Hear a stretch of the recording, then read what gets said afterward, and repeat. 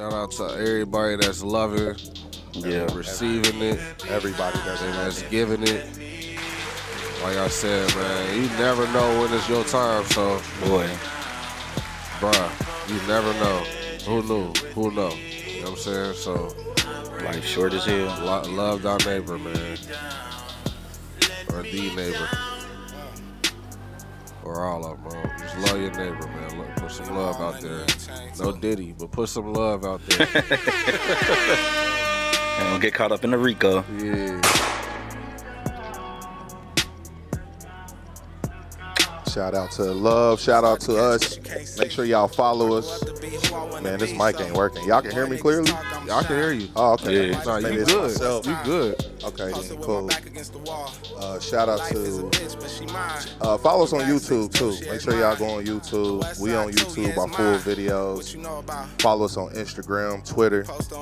If you listening to us, make sure y'all share. Let us know you listening.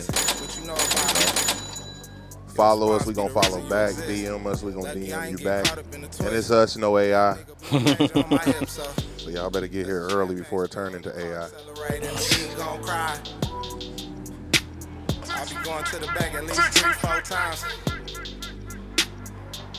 Getting handshakes from the branch manager. When the cameras cut, we still gonna be on some player shit. Yeah, remix. That's where I got that from. I know. Dom Kennedy underrated though, for real. That's facts. Dom's Prayer, one of my top 5 songs. Huh? Dom's Prayer. Dom's Prayer. I like, what's the one? Her friend got a cute face. My type of party, that's my shit. Oh, I love that one. That's the only song I know though. Y'all gotta give me a hit. Nah, he got some shit. Y'all gotta give me a hit. I was like, why the fuck Joe Budden in my searches from the last pod? Hey, that was a random. Shout out to Fame last week. Yeah, for sure. Shout out to Fame.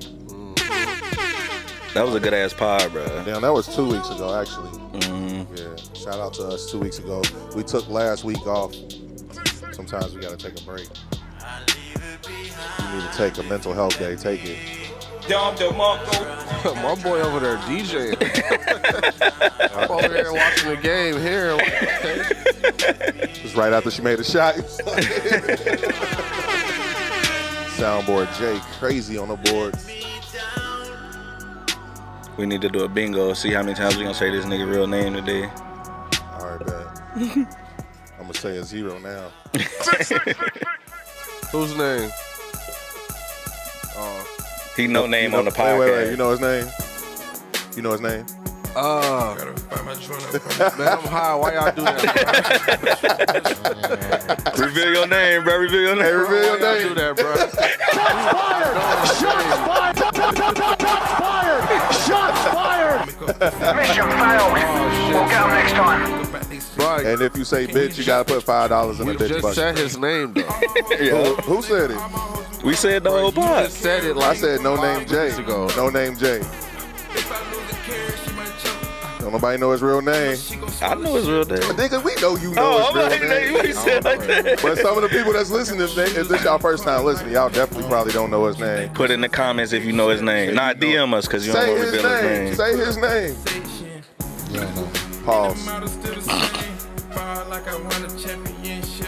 All right, we got one hell of a show for y'all today. It is April 1st, 2024. That's crazy. It's the 4th month of 2024, bro. It was just 2019, nigga. Time is a construct. In the simulation. Time don't exist. What year is it today, y'all? I'm just here. Last time it was 2098-13 or something like that. Today, it's 3048. If you listening in the year 3000, go find our Instagram. Like them niggas was live. 3048. Shout out to us. Shout out to you listening. If you here existing in 3048. We could live the year 3000, can't we? If we partner up with Elon. That's only what, 76 years from now? 3000? Ain't it? As I'm tripping. Yeah, you tripping. No, I'm not. 3084. I said year 3000. Yeah, that's a minute away. We're in 2024. Yeah. We got 90-something years, brother. That's all. I graduated from college, nigga. Fuck y'all. Can't count. All right, y'all. Fuck it. We in 300 BC. Yeah. But welcome to the Player Circle Bible Study class. We got a special guest today. Hey. Some of y'all might know him by MasterFresh. Some of y'all might know him by Skinny Fresh or Skinny. Some of y'all might know him by Dre or Andre. Or like his mom, his baby, you know what I'm saying? It's my baby. What other names you got, bro? Did I miss any? Nah. The art dealer, what else? The nigga that broke the lawnmower. Hey, so like during this, like y'all can edit the sounds and shit like that. What'd you say? Y'all during, I mean not during, but like afterwards, y'all like go through and edit like stuff, edit sound. Yeah. Okay. Why? What's up? Nah, cause it's What like you hear? You know, you going up and down with the volume. Oh yeah, just when we talking. Oh. Yeah, We official, man. It's a live mix. It's a live mix. We money over here. We money over here. Let's go. Player Circle Bible Study. But yeah, what was the question, man? Any other names I missed? Nah. Y'all got the game on. Y'all ain't hear the pod today. Cool. Hey, bruh. Bartender, you want a pod, bruh? You want a bet? Come on, bruh. Come on. Yeah, man, chilling, man. You know, Yes, sir. Yes. out here working, and just trying to stay positive and keep a Gotta say that. level head, man. Just trying to stay level headed out here, you know, with all the things that's going on in all these industries and just with life, your personal life, you know. Yep. It's lit. Y'all know what time it is. Let's go. It's time for Who Is Such and Such. It's one of my favorite parts of the show, bro. I got my nigga No Name here. I got my nigga Zay here. Let's go. I got my nigga Skinny Fresh here. Mic check, And the bars is here. Yeah. Gotta say that. Oh, we about to do that. Let's get to it. You ready? Look. You gotta just jump in, bro. Yeah. Yeah. Yeah.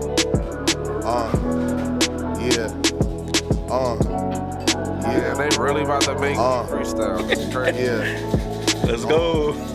Yeah. Mic check. Yeah. You gotta dive in like the deep end. Yeah, pause. No Diddy, we here for it all. I said, baby girl, how you feeling? She said, I'm here, I'm doing my thing. I said, baby girl, do your thing. We gon' roll with the whole ghost. I just said, put your diamonds in the air like host though. So I said, I'm in my flow state. Got my mind over matter. I'm in my flow 8 on the 08. Just like back in the day, back in 08, back in UC. I was in my UCs and I had the old girl on the UCs.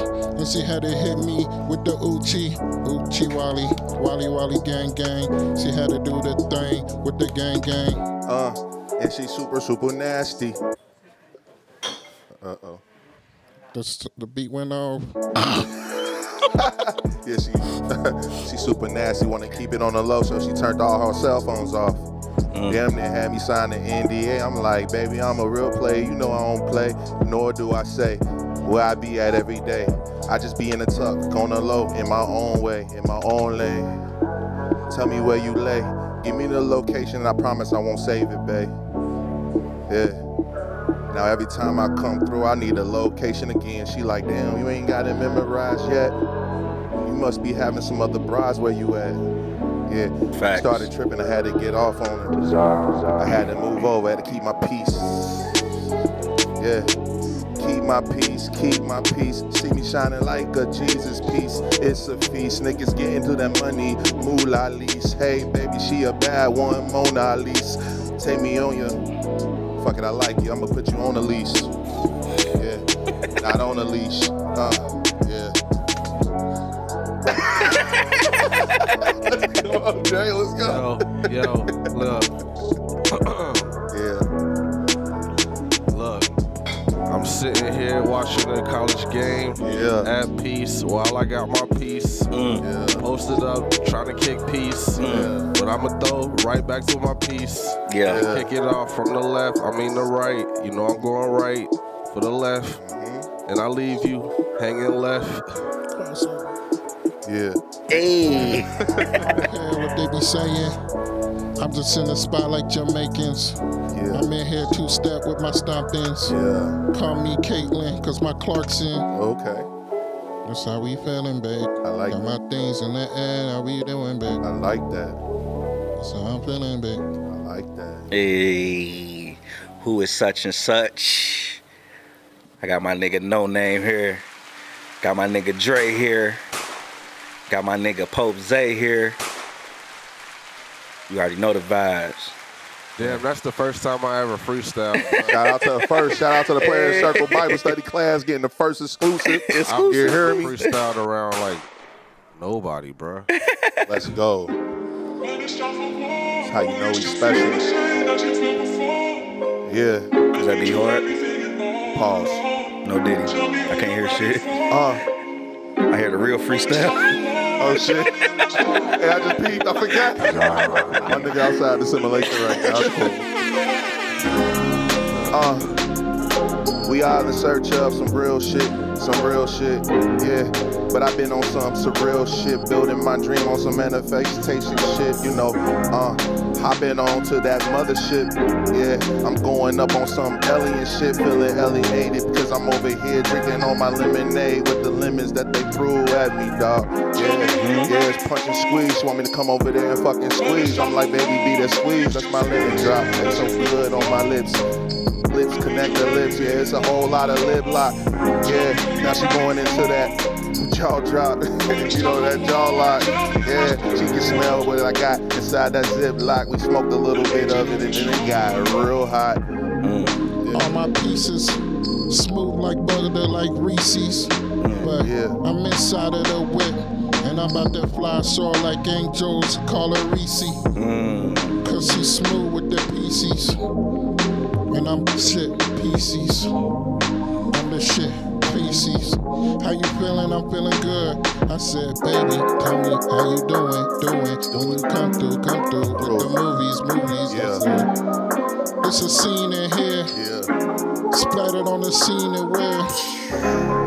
And the scenery, like an Asian movie. This hour ain't gonna be rushed though. It's on the move, moving like Santo. Met a foreign girl. I was out of town. She was like, I ain't know you spoke English. I'm like, I never said I didn't. You just assume I didn't. Yeah. Now we kicking it like Jackie Chan. And it's a rush hour. I gotta get back to that flight. I gotta get home, pick up my daughter from school. Different time zones. I was in Thailand doing that hand thong, getting jacked off by in a parlor. Hey, yo, they got them here too. Yeah. Oh, yeah, so it's on me again. All right. Yeah. Okay. Watching these highlights. This the hook that you over here on my highlight.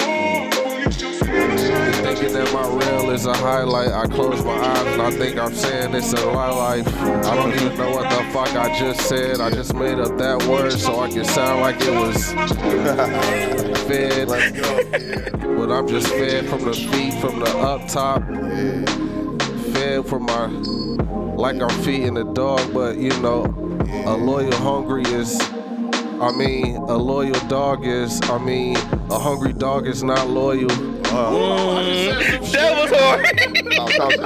That was hard. Go. Yeah, exclusive shit. Gotta say that. Exclusive. Who the fuck is such and such? You already know the vibes. Dog training. That was hard. And I just hear acapella. Dog training. Damn. Let's go. All right. So what we doing? Welcome all to the living testimony of some real player shit and some things not so player. But that's why we're here. A safe place for men to congregate and say how we feel. Facts. Not always right, but who's to say we're wrong? Put down ye stones and judge ye not. Women, you're always welcome, and we adore you. And most of what we're going to be talking about may or may not be educational to you. But feel free to chime in, Zelle in, Cash App in, Apple Pay in, Fidelity in, whatever you got, we got. Holla at us, investments. But come as you are, because if you're into these gays, plain old toxic, we do reserve the right to rebuke you. Goodbye. And remember, brethren, these streets are really on demon time. Man. And well, Facts. we're just trying to lessen that temptation so y'all don't get played by a little bit. Beep. Grab your favorite communion juice. Break bread with the deacon board. I'm your host, Infinitely Zay. We got my nigga G in the circle. Downtown G Brown, a.k.a. DJ such and such, a.k.a. Mr. Gotta Say That, a.k.a. Women's Basketball is lit as fuck. Yeah. We got my nigga No Name Jay in the circle. Clocks me prefer, but tonight I'm going with Angel. And we got a special guest in the circle tonight. MasterFresh, Skinny Fresh, Andre. Yeah, man, I'm here. AKA, what's poppin'? This your first podcast you ever did, or no? Nah, I mean, I did some. We can't have all the first, I guess. I did a few podcasts, but I'm trying to think of any of them that's out. I don't think any of them came out, honestly. I don't know. Your team be stopping them? You be saying No stuff? flag or Like, shit. Hey, his team be like, he ain't mean to say that. He was drunk. Y'all got him drunk.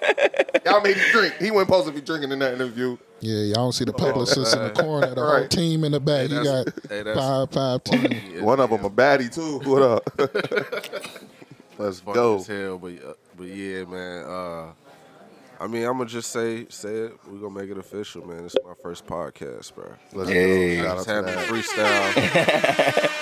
So this is my first official podcast. My official.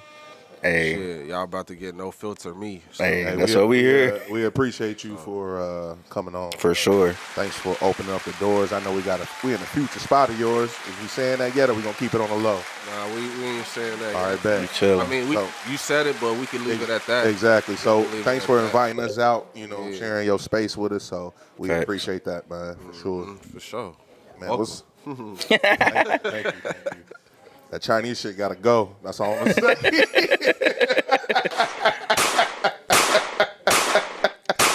Yeah, we in lit. here though. So who The team might say something about that. who is Dre? Like who are you? I'm gonna tell you how I know you. I knew this nigga Go straight to it. since what was it, like 2005? We was working at UPS, bruh. Man, yeah. That nigga used to be unloading the trucks. What they say, UPS is hiring. You gotta say that. Hey, shout out to UPS. Shout out to the niggas that went and got on. Yeah, I was like, what, like 18, 19? Yeah, I remember I was high school. Fresh out of... That was a good job for a little high school. Yeah, that was Come on. my, actually, I was 18. I graduated at 17, so I was like going into turning like 19. You met me at 18 though. So yeah, man, That's what's up. that was, shit, man, well, UPS was crazy. Like, niggas was in shape. Bruh. Them niggas was loading the trucks. I was standing outside scanning shit. Like, Hey, he said them niggas was in shit. Throwing that shit on the belt. hot ass trucks would. Man, Oh, what? yeah, it was cut up, bro. Yeah. You lost, like, if you didn't lose weight, You wasn't working. Yeah. you wasn't You was working. out there scanning. Yeah. Like this nigga. Shit. I was in shape regularly, nigga. Nah, yeah, we fresh out of high school. Oh, So yeah, niggas was So you hooping looking and all good. that, so... So they looking at y'all probably like, y'all young, y'all got it. Yeah, pretty much. Yeah. Yeah. It got to the point, like, I vividly remember working so hard unloading trucks that I was getting like 2-3 trucks a shift. And like, nah, this nigga moving quick. Let's throw him on the loading. Oh, To the point where I'm loading trucks now. Yeah. Hey, you got to stack that shit a certain way. yeah, like, so it don't. Yeah, I quit. I quit after that. Yeah, that low end shit is different. That's when I quit. Like, I was in the union, so I was still. Yeah. I would show up like a month later just to let me get a quick check real quick. Yup. Yeah. And then I remember doing that like once or twice, and I just stopped coming for good. I did some truckload at a bullshit spot. It wasn't no UPS. It was called Black Horse Carriers. Hey, yo. No, Diddy, what you doing? Like, Talk about it, bro. What happened? Shout out to my nigga Danny. Whoa. Hold on, who else? At the Black Horse Low and Shout out chill. to my nigga Danny. Shout out to, I forget a couple other young niggas. My nigga Mike. So they worked it was a Toyota plant, and Black Horse Enterprises was they carrier, and we had to load these trucks up. That was our job, to load these trucks up. When I first started, I was scanning shit. Mm-hmm. And then one time the manager came down there. I ain't never met him, but he looked at me. He was a white dude. He was like, man, you're big. What? This story getting worse and worse, bro. He was like, bro, you're big. And once I looked him in his eye, I was like, oh yeah, this nigga about to try to have me load them trucks.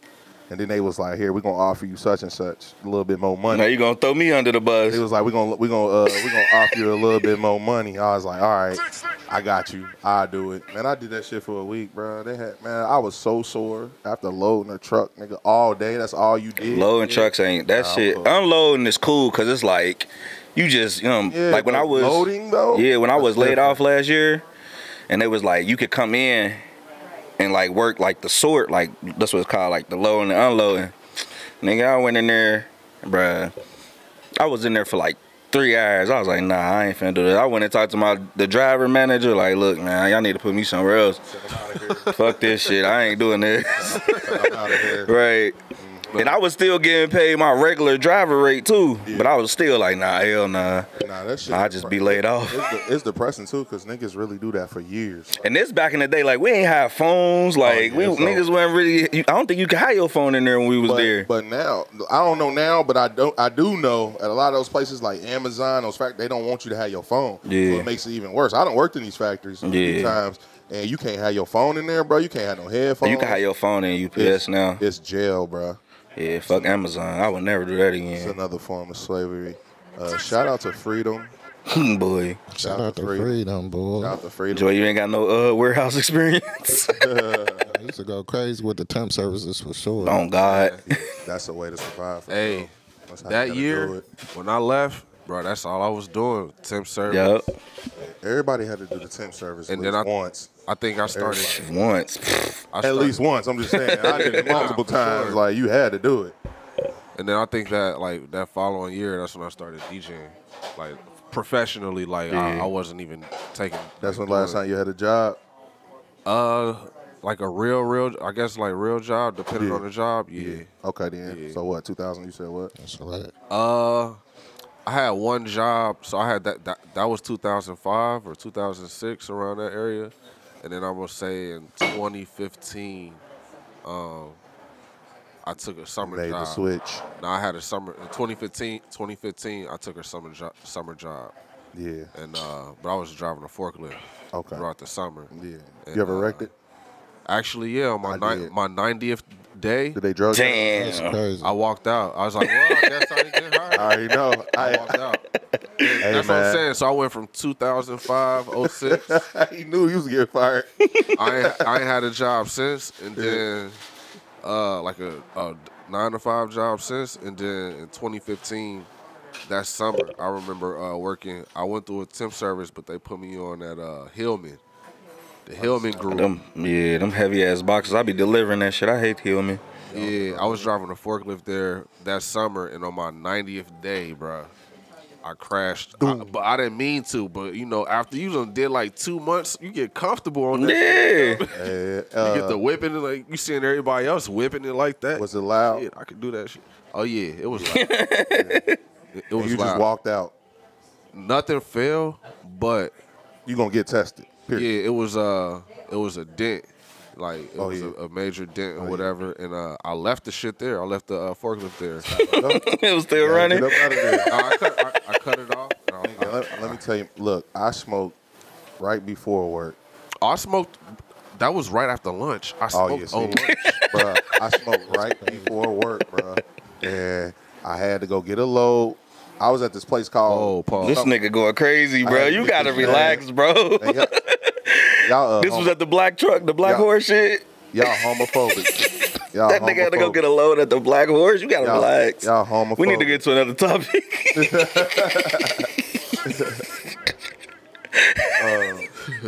Gotta get your crib rated and shit. You gonna listen to this? You gonna be weak, bro. You going crazy. Hey, y'all crazy as hell. But anyway, so I'm gonna say it because I don't know how else to say it. We had to get another load, my nigga. Pick his load up on this damn forklift. We had to transport carpets. It was like this carpet thing. They would make the fiber shit that go inside the cars. Yeah. So we had like this carpet stuff that they would mold into the position on the doors of the cars or whatever. So pick it up. It's like 3,000 pounds. Drop it off. That motherfucker go rolling like down the middle aisle. You gotta think like to hit somebody. That motherfucker is over. It's like running. You know what I mean? Like, 3,000 pounds. Yeah, it's heavy. Like it's just rolling. It's just rolling down the middle of the motherfucker. So I get up to it and then I catch it.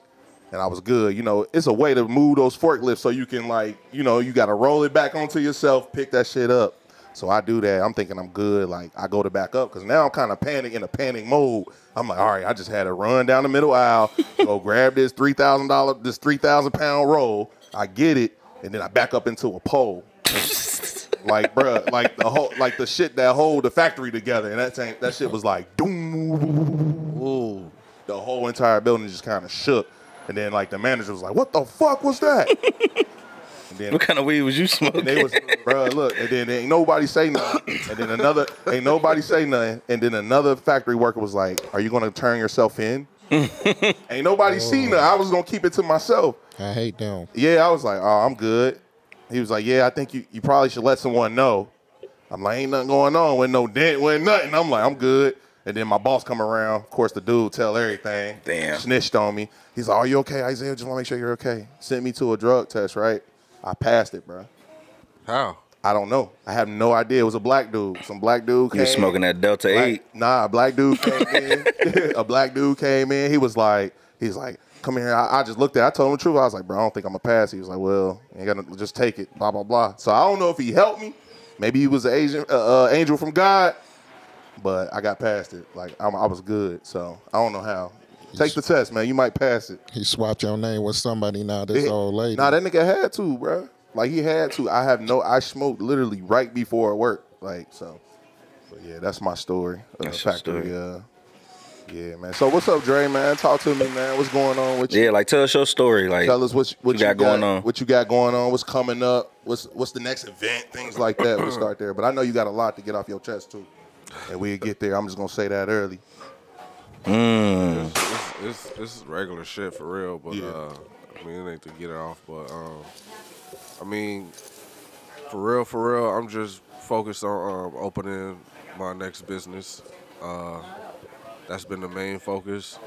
I DJ a little bit here and there, you know. I don't really like to be out late no more for real. I'm getting older. I like watching, you know, TV. Facts. With my kid. I like chilling with my family, like at home. So, you know, I got my little personal family now. You know what I'm saying? So I appreciate being at home, you know, before they go to bed. Like instead of like being out, missing those type of moments. Yeah. So, you know, I'm a stay-at-home dad too, so I'll be at home a lot, and I enjoy it being at home. Like being at home with your kid. Yeah, I don't mind it. You know. Yeah.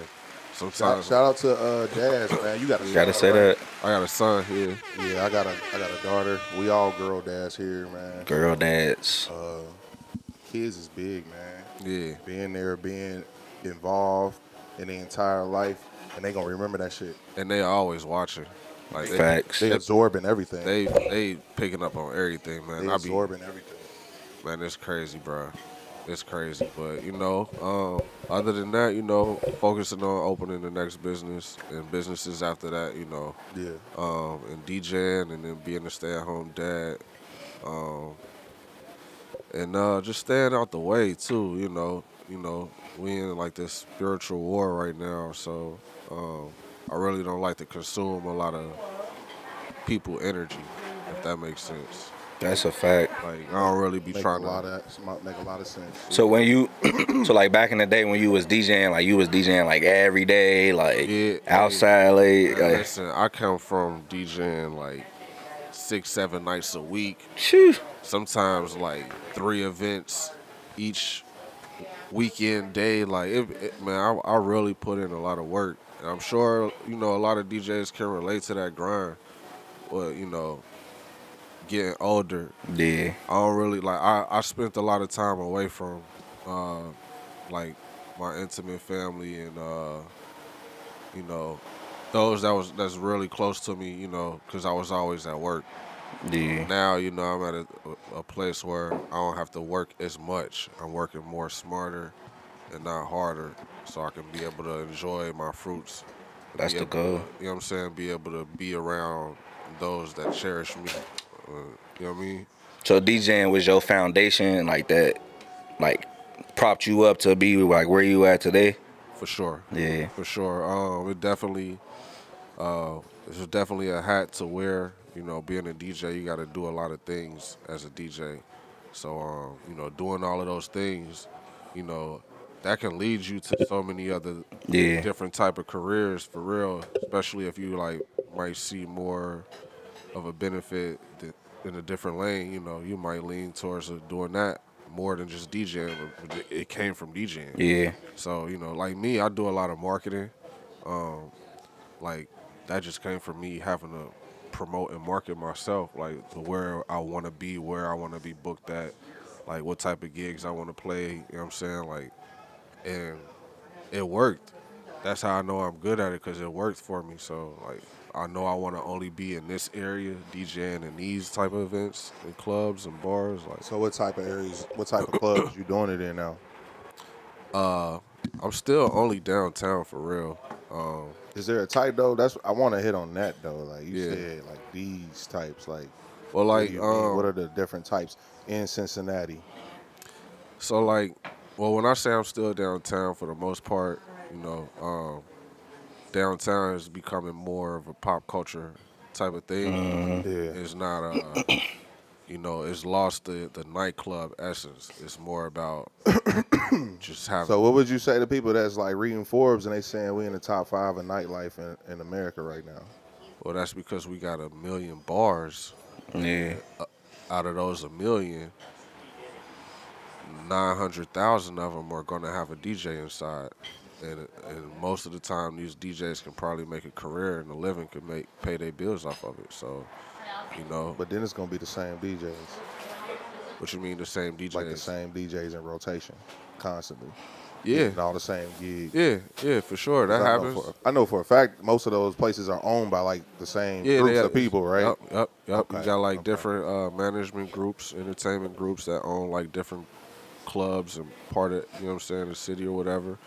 And with the DJs, I get what you're saying. Like, you know, they use some crews use different crews, and for real, let's be honest, man. Let's be honest. Let's be honest, man. Like 90% of your job as a DJ to get bookings is to low key fake a relationship. So that was the question. What do you mean by that? Like, because it happens to me, because I'm on the other side now. I'm a boss. I'm an owner. I'm able to book the DJs now instead of like. So the DJ gotta have a relationship with the owners. Yeah, they like I have DJs that will call me or hit me up just to check in, like, you know, just trying to check in. You know what I'm saying? See what you got going on, like what you moving on next, or whatever. Yeah, and I don't mind it. I ain't mad at that. Yeah. But like. Now, like, I mean, even I knew before I became an owner or a boss. I knew that before. That's why I'm, like I said, how I market myself. Like, I'm not trying to fake nothing with nobody. I don't care about your venue. I don't care about your status. I just want to play here. You know what I'm saying? So, some owners and managers now too, because now they get to fully invest into the egos and shit like that. They start consuming their ego or whatever. But like, there's a lot of bars downtown. The owners and managers, like, they won't book certain DJs because they don't have a relationship with that DJ. Yeah. Or because is it like that across the world? Like, would it be like that anywhere else? I mean, in that aspect, yeah. But I'm speaking locally. Like, you know, there's DJs out there that's killing it and that's lit or whatever, grinding, whatever the case may be. But a lot of the local DJs, they get stuck where they at. Yeah. And they can't like go DJ in other spots unless they go build a relationship with somebody like who works in that spot. You know what I'm saying? So that's what I was gonna ask you. So like, I'm a DJ, but I was never like, that was never my like job. When you DJ, bro. So like, do you feel like the DJ scene? Because I've never been. Shut up, nigga. I've never looked at DJing as like my job. I never tried to make a living off DJ. I just did it for fun. But like being out and being around, do you feel like it's kind of like cliquish? Yeah. Like yeah, okay. For sure, 100%. Yeah. For sure. Like I said, bro. Like these owners, managers, promoters too. You know, you got some promoters that like the A&R in music industry period is gone. Nobody goes out to hear and scout DJs, or you know what I'm saying? Like nobody goes out to hear DJs as far as like, oh, I need to go find me another DJ. Right. Whatever it is, whether you don't like your current DJ or you're just trying to expand your calendar, whatever it is, like the DJs out here, like we so caught up. I ain't even gonna say we because I don't really participate in it for real, but you know, we because I'm a part of the community. But we so caught up in like trying to be noticed by the person that's booking the party, who's throwing the party, producing the event, who owns the spot. Like we so busy trying to like get their attention. Not me per se, because I don't care. I really don't be caring. But I see it happen so much because even with me being a boss and owner, being able to book DJs, like they do it to me. Yeah. Sometimes I be wondering, like, bro, why y'all really why are you really calling me, bro? Texting me, bro, like. But you know, sometimes I think about it in a positive, like I can't be like that. Yeah. So I be like, it's cool, you know. They just trying to have a rapport and keep a job. You know what I'm saying? Yeah, it's definitely like a who you know for sure. Yeah, it's who you know, and I don't really like that. I never like I ain't try to like really get into it because like you were saying, like, bro, I don't even like being in the club for real.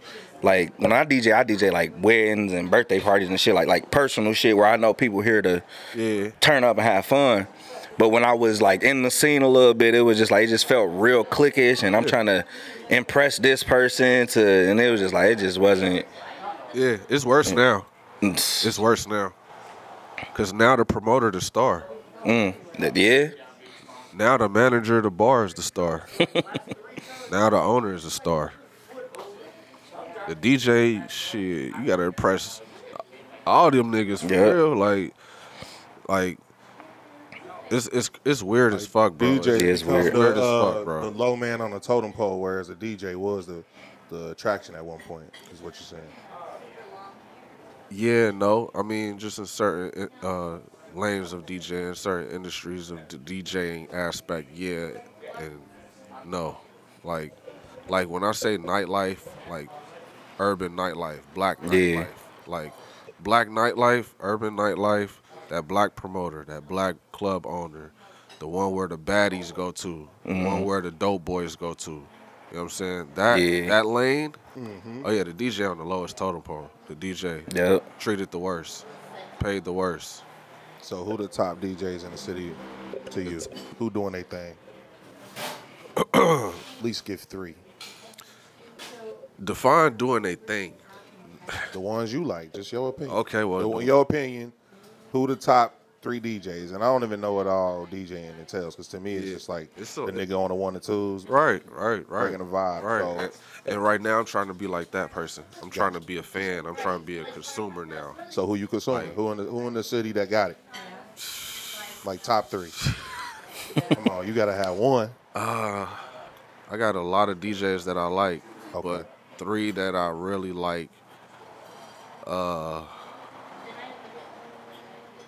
Man, I gotta give it up to Ari. I ain't gonna lie, I was trying not to say her first, but Ari. Oh, DJ Ari, yeah, she cold. She been on fire consistently for a while, for a very, very long time, and you know, she ain't start around me or start at Arts or nothing, but I would definitely say she gained her confidence and gained her. You put her on, bro? Nah, I ain't put her on. Nah. But she was in the gym. Like I said, Arts OTA was the gym. Nah, I feel like, I feel like it gym. was for That's a lot the of gym. people. And Ari put in the work in the gym at Arts. And arts to me seemed like that. It seemed like you had a lot of people that was like working, coming up, a lot of first time doing something, needed a shot, and you was giving a lot of those shots to people. Yeah. So let me say so of course Ari. I like Toy Story. I ain't never heard of him. It's a girl.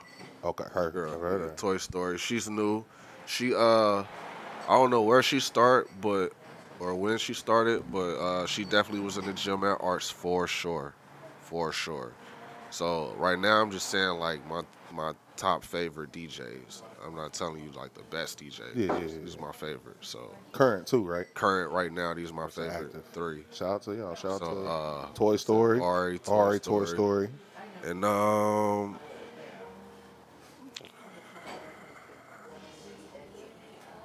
give us a dude. That's what I am. Like I got a few. Hey, the women DJs seem to I'm be taking over. I'm low key having them battle in my mind right now. So I gotta say K-Like. I don't even know what that is either. Like and it's reasons why the streets don't know K-Like. You know what I'm saying? K-Like is a corporate Kiss. What is it? Kiss 107 or 102 or some shit? Kiss 107. Kiss 92 or something. It's one of them pop stations. Like that's where the money at, probably. Yeah, he's the mix show DJ over there, but he can get busy on them turntables. Yeah. Like K-Like is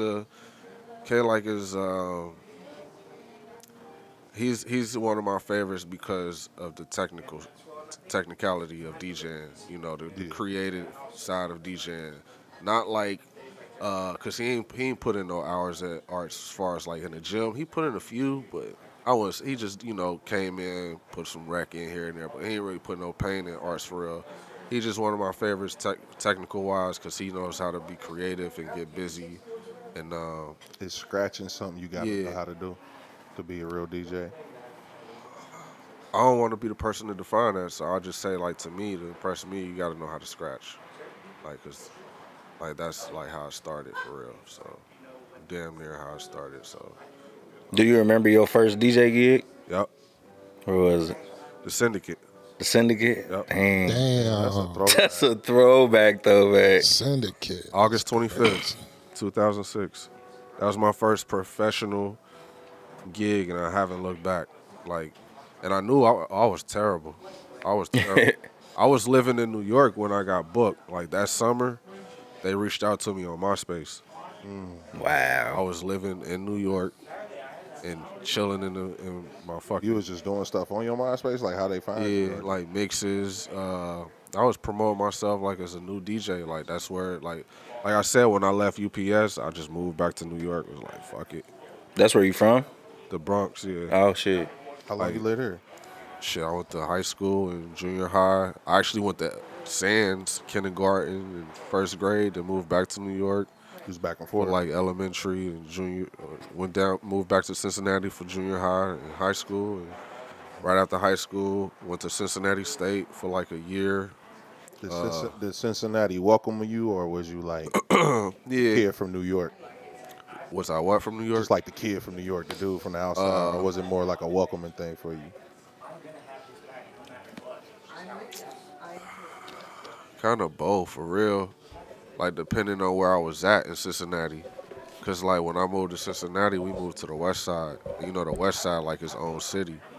So, like, shout out to Westwood. It's like it's like a bunch of neighborhoods in Westwood. Yeah. Once you cross that Hopper Bridge, so, like, we moved straight to the Westside, and I had some cousins in the Westside. That's where I made my first friends in the Westside. I had my first, like, Cincinnati fist fights in the Westside.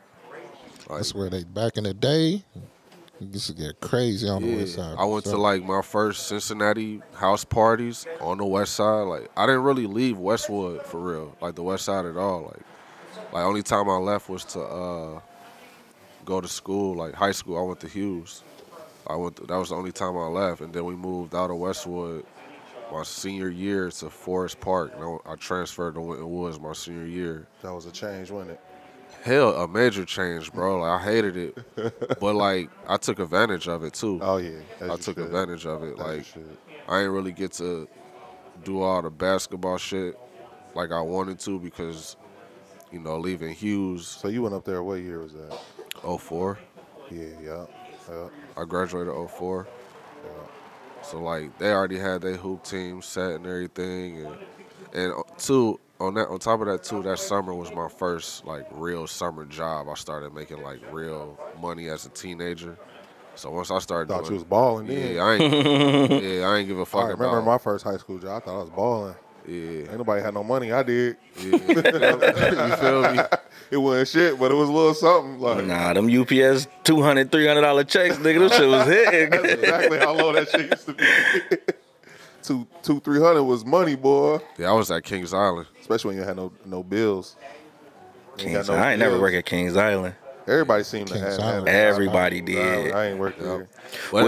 But being from the West Side had its benefits. What was the benefits?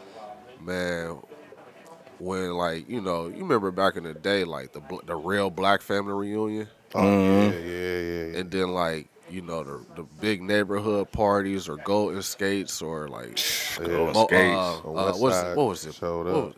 Coconut Joe's. Coconut Joe's. That was my shit. Like, bro, we was deep. Yeah. Westwood was like 100 deep.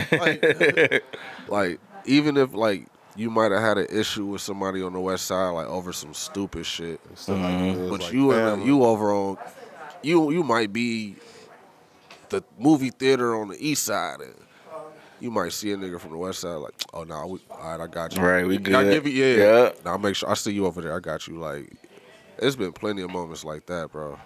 Yeah. Plenty of moments I be like, shit, like niggas be talking shit about the West Side. Little do they know, like it's the best side. I always felt like West Side was the black side. Like that's where all the black people live for real. Yeah. You know what I mean? Like and then you go up to Tri-County, Winton Woods. Like black people was moving out to Forest Park. That was becoming more and more black in 2004 and 5. That's what happened. We moved in 04. I think I moved to Forest Park in 04 too. That's about that time. Yep. Everybody was going up to that way. Damn, how did you realize that though? Realize what? Like economically, how did you figure that out? Well, because I was born in the Faye. So I was born in the Faye. I lived there till I was 5. Then I moved to Lincoln Heights, which was suburbs, but it was still hood. I saw Springdale. I saw how they interacted. I saw Evendale, all those surrounding places, even though I was still in Lincoln Heights. You was still at Princeton, so you saw like, damn, there's money out here. Yeah. And then my stepdad got a good-ass job. Then we moved to Lakota. So I had like the whole spectrum from all the way from the Faye all the way to Lakota. We moved up to Mason in 2001. So that was my move from Lincoln Heights to Mason. It was like a cultural shock. And I was like, damn, like this is different. That's what happened to me. Yeah. I've never heard of Lincoln Heights until I moved to Forest Park. Oh yeah. And niggas was Shit talking shocked about. You then, I'm like, what the fuck is a Lincoln Heights? What the fuck is shocking, zone? bro. No shade to the zone. No like shade we to the grown zone. as hell, but no shade. But back then, what the fuck is zone 15? Like now, I'm hearing niggas was shook. Yeah. Niggas was booty meat talking about that shit, and I be like. Bro, I'm from Westwood, bro. I'm from the Bronx. Like I don't even know what that is. It was just something about being from Lincoln Heights at that period. I see. But they used to come through Forest Park and wreck shit. And terrorize. And I used to be sitting looking like until one time it happened to me. Like I got into it with them at the movie theater. Like I'm like, okay. Don't say in Forest Fair Mall. Nah, I was the Springdale movie theater. That another one. Yeah, that was one of them class that's when spots. I first heard of them. Yeah. Was at the movie theater. Yeah. I'm like, damn, who was like? We up the street too. I'm like, bro, I thought I was in the suburbs. Like, who was all these niggas? Yeah.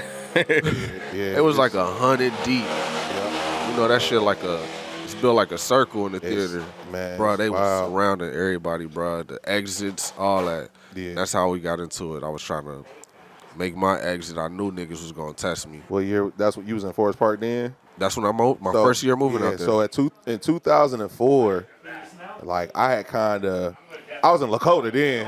I ain't gonna lie. At that age, I felt like I made it, nigga. Like I went from like wearing do-rags and Air Force Ones every day with the Dickie shorts and the big tees to like whatever the fuck they was wearing. Still with my own little swag. Like I put on some Air Force Ones, but like I was just totally immersing myself in the culture out there for real. Yeah. I'm thinking like I felt like I made it.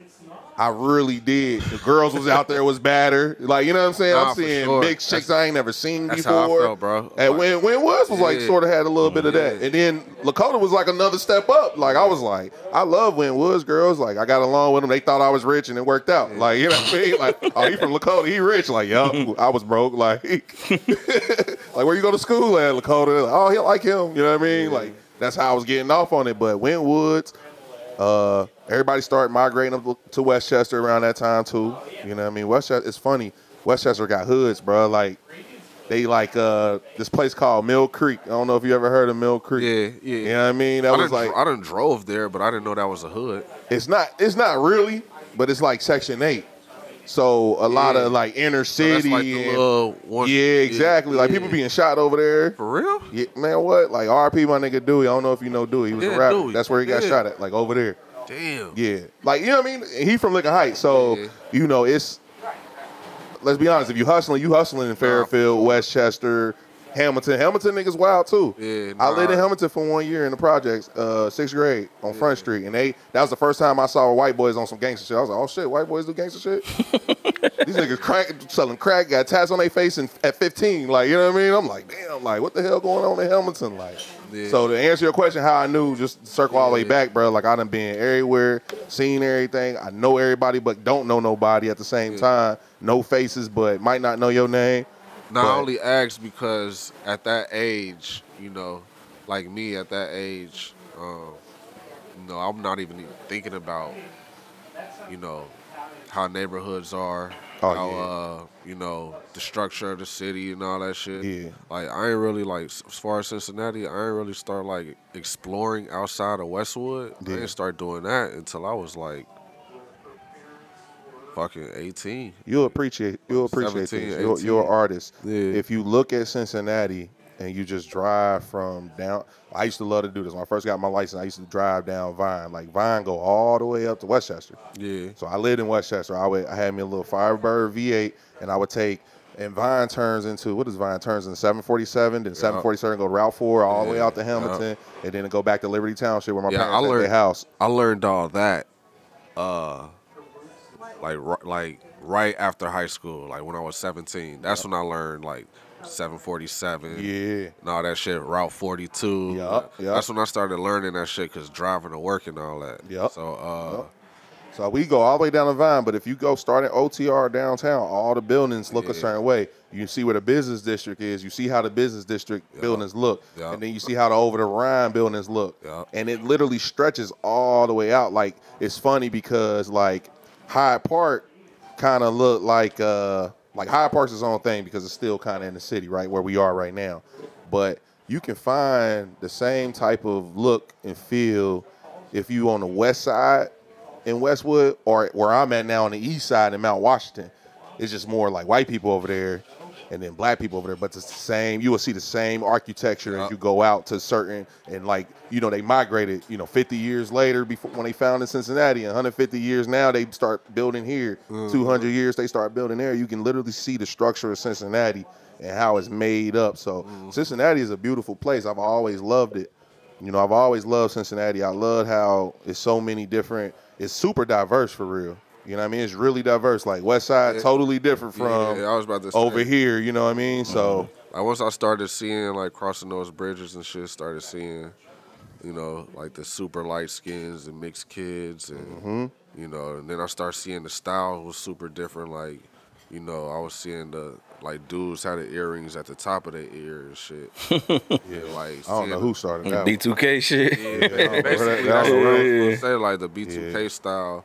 Like, you ain't really see that style in, like, the hoods at all. Nah, that was definitely a Wynwood. So that was a suburb thing. And when I started noticing this shit, like, you know, I wasn't conforming, but, you know, that school had certain rules, and I had so many fucking Saturday school slips. I didn't attend none of them either. You was a bad kid, man. Me too. I had you weren't bad, though. I wasn't bad. Like, We went back. Like I had like a lot of credits where I didn't really have to sit in class all day. Yeah. So I had like breaks where I could just like, I went to all the lunches.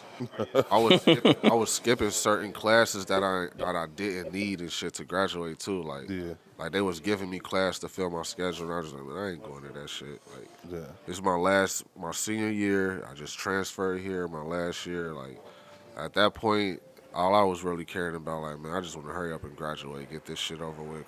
So when did you? What year? What grade was you in when you was out there? Senior year, 04. Also, just senior year. Okay, yeah, just my senior year. Because I forgot the same year that I went to Hamilton, I went to Waycross. Like we moved around so much, bro. Like my parents took a while to get financially stable, so we moved so many neighborhoods. I'd have been at every high school in the GMC. I feel like, you know what I mean. Like so, but at that time in 04, being at Wentwoods, bro, you got to think what y'all had, man. Y'all had. There was still what the fuck is the mall called now? Cincinnati Mills was still over there. It was still a lot of shit bumping, and then you go straight up to Fairfield. Was a lot of shit going on there, and y'all had an example of what it was like. The middle. What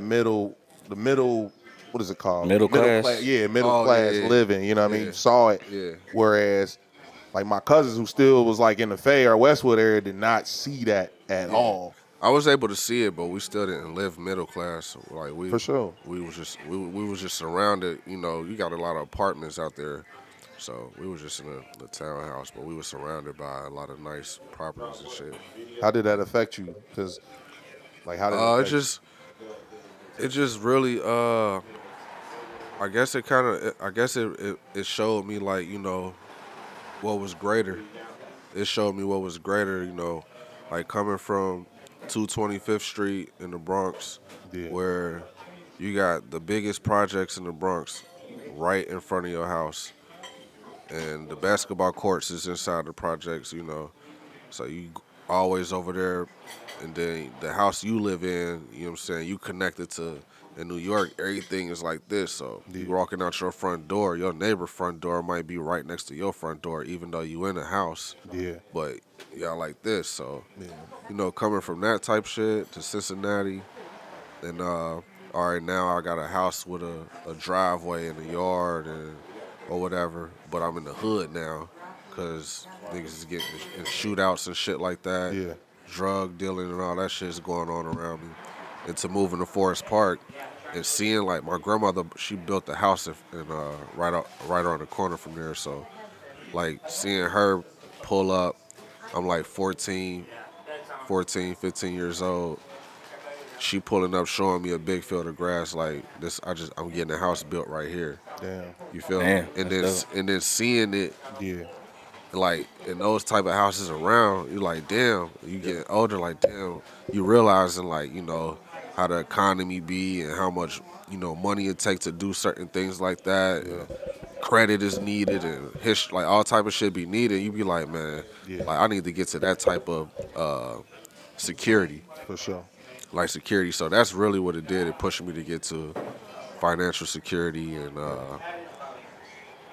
security, bro. That was like my biggest thing. Like my whole DJ career was securing the bag, securing yourself, securing the bag, and being able to take care of myself and my family if I have one. You know. Yeah.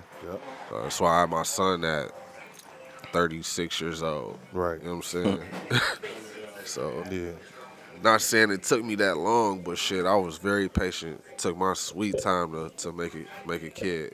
You chose the right one, like the right girl. You was like, "Fuck it, you gonna have my baby." Was it like that, or just kind of?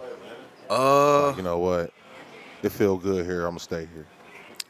No, it wasn't that. It wasn't that part, but it was more. It was definitely because at that moment, you know, I'm secure. I got a nice crib. You know, I'm by myself in this nice ass crib, a lot of space by myself, and I'm dating. Yeah. Like now I'm dating around and shit like that. And I like to be very selective and exclusive and low key. I'm not like one of those super social people that get out and want to just be a butterfly and flinging and flying around, flocking it, like just, you know. So like, you know, my son's mother, my girl, she's not from Cincinnati. She's not from Cincinnati. You gotta say that, huh? She's not from Cincinnati. She moved to Cincinnati during the pandemic. Ain't nothing wrong with Cincinnati girls, though. Nah, it ain't. But me being like living here for so many years, I ain't gonna lie, I've been with a lot of women in Cincinnati. So you ran through them a little bit.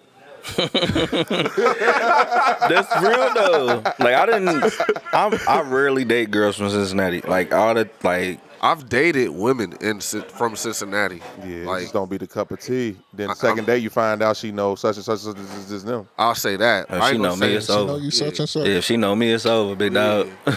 And look, like, not just saying it be the cup of tea, but like, you know, man, if I seen you before, I be on the same shit. that's all it is. That's all it take for me. Like, I be on the same shit. I seen you before. I don't even have to know who you been. Don't let me see you outside. I saw you before. You outside. I saw you. You was somebody. You outside. You I be the same. Yeah, way. so it was like that for me.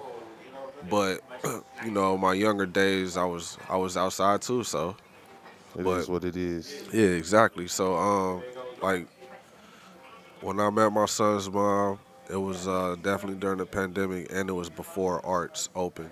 It was actually as I was like purchasing Arts. Got you. You feel me? And damn, man. Yeah, I was actually purchasing Arts at that moment when we met. 2019. Nah, 2020, 2021, the beginning of 21. Got you. Yeah, like we ain't open to July 2nd, so yeah, I started purchasing it the end of 2020 going into 21. But at that moment when she got pregnant, it was like, that's what's up. Yeah. Like, You was cool with it. Yeah, when she told me, You was cool with it. like when she told me, it was basically like my reaction was like, I think I might have been rolling up. I think I might have been rolling up, looking down, sitting on my chair in my bedroom, rolling up, and I gotta tell you something. And she told me, I looked up smiling like, Yeah. Said about time. Huh? You said, all right, well, that's what's up. Let's get it. Let's get it. Right. Life is good. Matter of fact, quit your job, move in. That's it right there, bro. Let's go. That's it. Like, Right. you pregnant now. Let's go. That's beautiful. You mine now. I got you. Yeah. Take care of it. That's Pretty much for life, whether we break up or what. That's we it, blood bro. down, blood in, blood out. Like, yeah. I'm a cut hands. I'm Yes. definitely like that. I'm a big, baby mamas do some crazy shit. You feel me? Yeah. If it's toxic, it's toxic. You got to leave the situation you Yeah. do. But I've been lucky to have some. I got two. You know what I'm saying? And I got great relationships with them, so I'm able to keep them. Yeah. You know what I mean? It's up and down sometimes. You know, I don't know if I'm single or not sometimes, but it's like I'm gonna take care of you. It be like You know what I that. mean? I'm gonna man. take care of you. Like I'ma we always take care of you. I get broke up with twice a year, Yeah. twice a week type shit, but it's like, whatever. I'm going to make sure you good, and I don't want you to work. I'm in the same mindset, because who going to take care of my daughter, period? Right. Like, I'm not sending my kid to daycare, bro.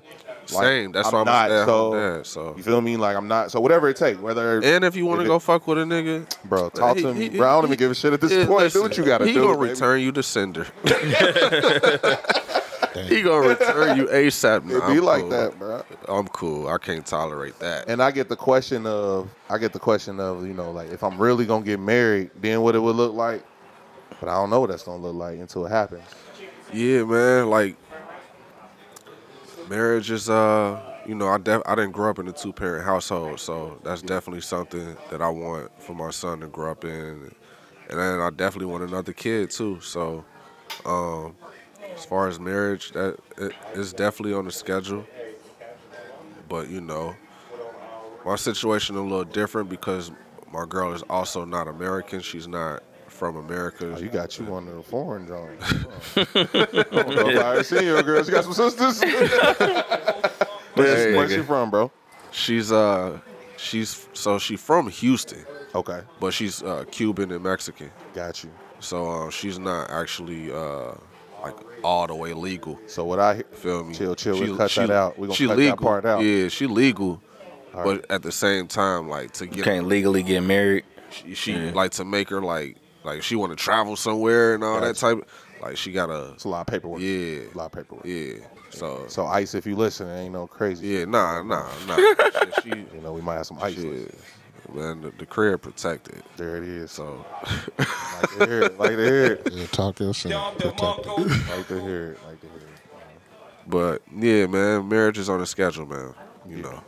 Now, dating a woman that's like from another ethnicity or whatever, or different cultures. It's tough. Different. It's tough. It's they a got big, it on lock. Is it better than what you experienced in America with black women, or let's walk down that line. Let's see. Tell me if it's good. I can't. I mean, I can't really. Try. I'm going over there. Cute. I can't really say. Do you see a difference though? Do you see? I see the difference is the culture. The difference is, it's definitely the culture. It's definitely the culture, man. It's not much of a difference when it comes to like, you know, a woman gonna be a woman. No, for sure. Yeah. So, you know, whether she from Spain, yeah, or the Fae. You know what I'm saying? Yeah, a woman gonna be a woman. So, I can't say it's a difference on that part, but it's definitely a cultural difference. You know, things when it's like, you know, what you do for your kids and shit. You know what I'm saying? Yeah. And not only that, you know. What about for your man? What are they doing differently? Do you see any difference in how they, you know, express their love or how they take care of you? Or things well, I'll say this. Listen, Mexicans take care of their people. You know, black people take care of black people too. You know, but it's under conditions. You feel me? Like we so love. you learning that probably. Yeah. You seeing like, damn, like this. Yeah, I mean, I'm just saying, like, shit, like, I'm not being prejudiced or nothing. Like, it's under certain conditions if you want my love. You know what I'm saying? So I'm just saying, but like, you know, like our baby shower for one, they pulled up. Yeah. Like in Texas, they pulled up. Like this the firstborn. Yeah. This the princess. Yeah. You feel me? So they like, nah, you tied in. You with the. Yeah. You with the, you know what I'm saying? You in the family now. Yeah. You blood in now. Yeah, really. Nah, real shit. Like, and it's a whole different lifestyle on the Mexican side. Like, the Cuban, I really ain't really been able to, like, experience or consume that. You know, her mom is Cuban. Her father's Mexican. So, you know, I can't distinguish if I'm around Cubans or Mexicans sometimes when I'm down there. That's okay. You know what I'm saying? So I don't be knowing the difference between the Asians. Yeah, because it's Texas. Like I could just tell you, like the Mexican culture is different. Is definitely welcoming, warming, loving, and all that shit. And it's definitely hard working. Like they don't care about excuses. They just working hard because they got to take care of and feed people and all that shit. And it ain't just here in America. It's back home too. Yeah. Like a lot of those second generation Mexicans, there's a lot of them in Ohio. There's a lot of them here, and they come here, they start their businesses, and they be successful. You know, I work at Harley, so I see a lot of all types of cultures. And then when the Mexicans come, they pulling up in a brand new. Yeah. The Mexicans I see, they look like you would think like, oh, he work in a kitchen or something. If you be judgmental, like, you know, all right, he a landscaper because they dirty. You know what I'm saying? They coming off of work, but they hopping out of some shit. They hopping out of $130,000 trucks. They learning a lot about they can barely speak English, but they learning about their credit. It's like, damn, they coming over here and really just taking the fuck off. Like, man, you gotta respect it. Land of the opportunity. That's why a lot of people move to America. But, the Mexican culture is like, I love it. You know, I embrace it. You know, I just love it, man. Like, I can't say that I definitely, what I was getting at was, you know, growing up in New York, I was around a lot of Hispanic people, around a lot of Latins, Hispanics. You was in East Bronx?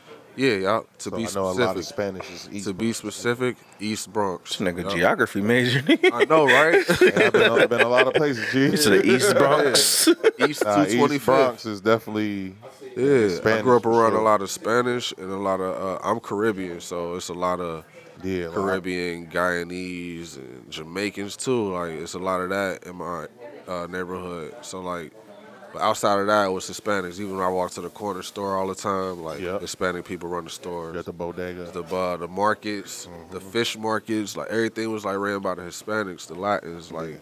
I love New York, man. I think New York is like.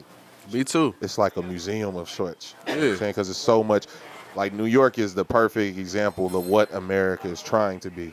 Yeah. You know what I mean? It's just like all into one city, though. They showing you what. But Houston like that. Houston like that. Houston I like think that. LA. I ain't been to out. LA, but I know for a fact LA's like that in its own regard. Houston more spread out. Yeah, I love Texas though. But New York definitely is that place where it's like that. Growing up there, being around, you know, a lot of like I can remember as early as like 2nd, 3rd grade. Like, you know, I had like a Puerto Rican girl my age as my neighbor that I had a crush on. I can remember in class there was like a lot of Puerto Ricans or Dominicans, whatever. It was just Hispanic girls in my class, and me being attracted to them that early. Like, oh yeah, they was beautiful. Yeah, so me coming to Cincinnati, and all the girls was acting like they was from there. Remember all the black girls be like, I'm Puerto Rican and black. You be like, no, you ain't. Y'all remember that era? Like everybody was talking about Indian. Like, yeah, I remember that. Like which Indians you? Cherokee. Like, but was at that time, like I didn't even know my true like heritage. I wasn't telling my people like, I'm Caribbean, none of that. I never really embraced it until like, you know, black nigga. Yeah, I was black. But being around my grandparents on my pop side, nah, like they from Guyana, and my granddad from Barbados. They take that shit serious too, don't they? Yeah, like my pops, my aunts, they from England. So like that shit was spread it out. So like New York is like that. Yeah, it's just in general like everybody be from somewhere else, man. So when I moved to Cincinnati, you know, we just moved to the hood of Westwood. Yeah. So I ain't really seen none of that. Now I'm being around like black girls a lot more. Yeah. You know what I'm saying? So I don't know if you know, Westwood, a lot of people migrated from Mississippi, Alabama. You know what I mean? That's where they went to the west side because the east side was taken over by the Germans and the No, I had some cousins that was from Alabama that moved to the west side. Like those were like my first. They not even my real cousins. Like they just my cousins because those the first friends. I got Cincinnati too, bro. You feel me? Yeah. But that's from Alabama. But like now I'm like at this age, you know, I'm attracted to the red bones and then the chocolate chicks. Like, you know what I'm saying? Like now that's my speed. And then I moved to Forest Park that last year. And now I'm seeing a bunch of mixed girls. Yeah, they was mixed heavy and over there. So now, you know, my girl, my baby mama. Something different. My BM, you know, I didn't predict that I wanted to have a foreign chick as a, you know what I'm saying? I didn't predict that or hope for that. Yeah. It's just, hey, I seen she actually pulled me. That's what happened. She pulled me. Like, got your ass. Being from Texas, I guess that's what they do. Like, she only was living in the city for like a year. It was low key, and that's what I'm like. Shit, came after you. Pretty much. Ain't nothing wrong with it. Shout out to Shorty. And shit. Going for what she knew. Made a baby in 60. Got your kid. Ain't got to work. She won. For life too, like shit. She won. Wherever she want to go live at, like, I gotta take care of her for life. That's real. Like, that's just my life blood partner now. That's my philosophy. It's like y'all signed the blood contract. Yeah, pretty much. Like, and nobody can change it. Nah, nobody can change it. Like, even if like. Must be nice.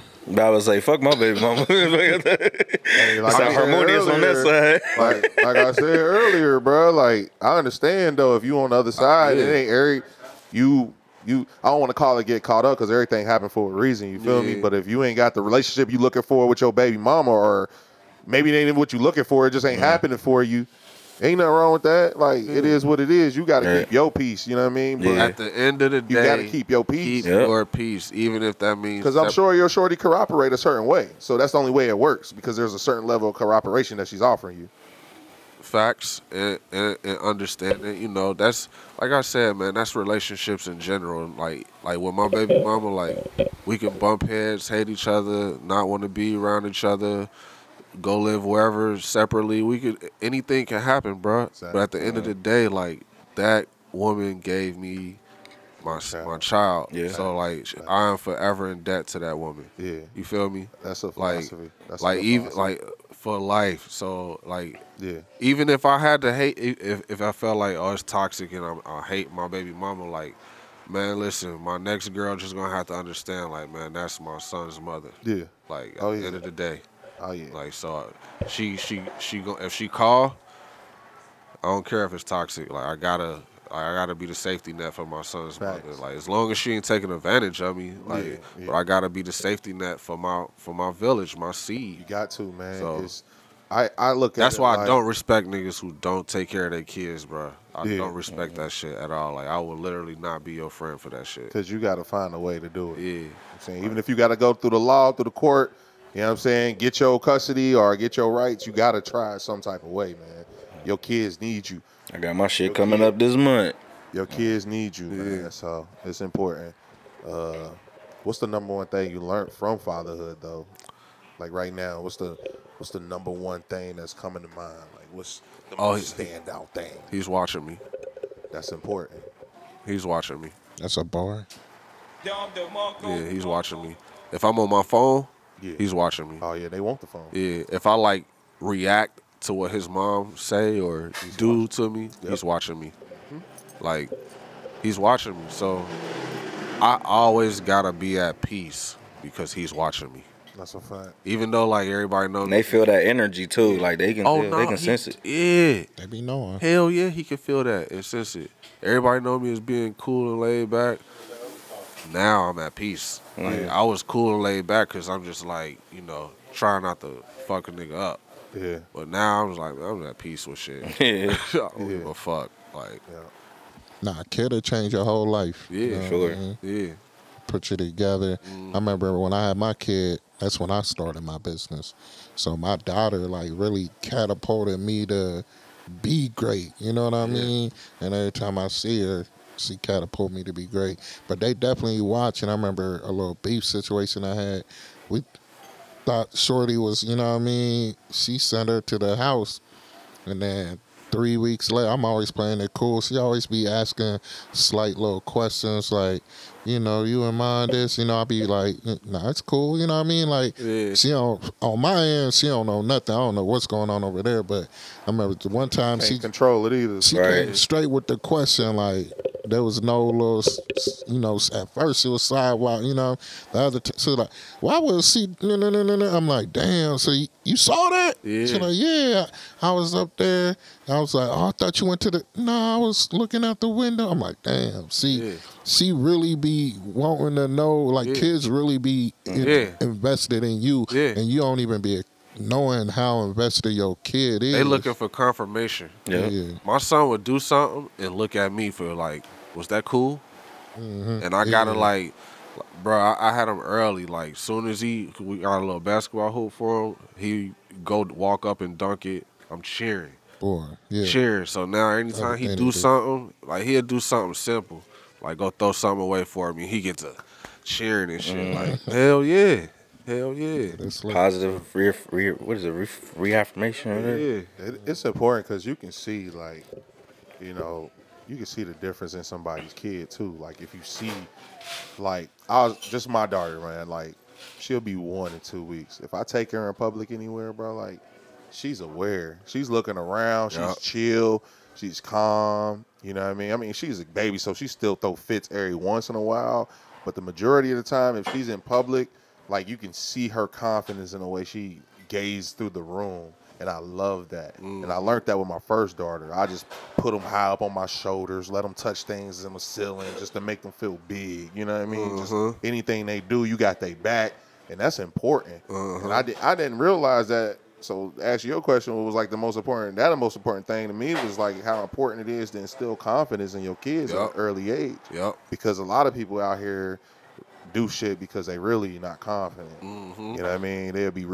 They'll be on somebody else's quirks or the way certain person do certain things, but the nigga with autism really the one that's really the most coolest person in the room nowadays, Elon Musk or some shit, right? Like, so you can be the cool kid, but at the end of the day, like your kids gonna start to reflect that. You're gonna see who really passed along that trait of awareness and peace and on some real type. Like you can look at these kids' eyes and be like, okay, you going through a lot at home. You can see that shit, bro.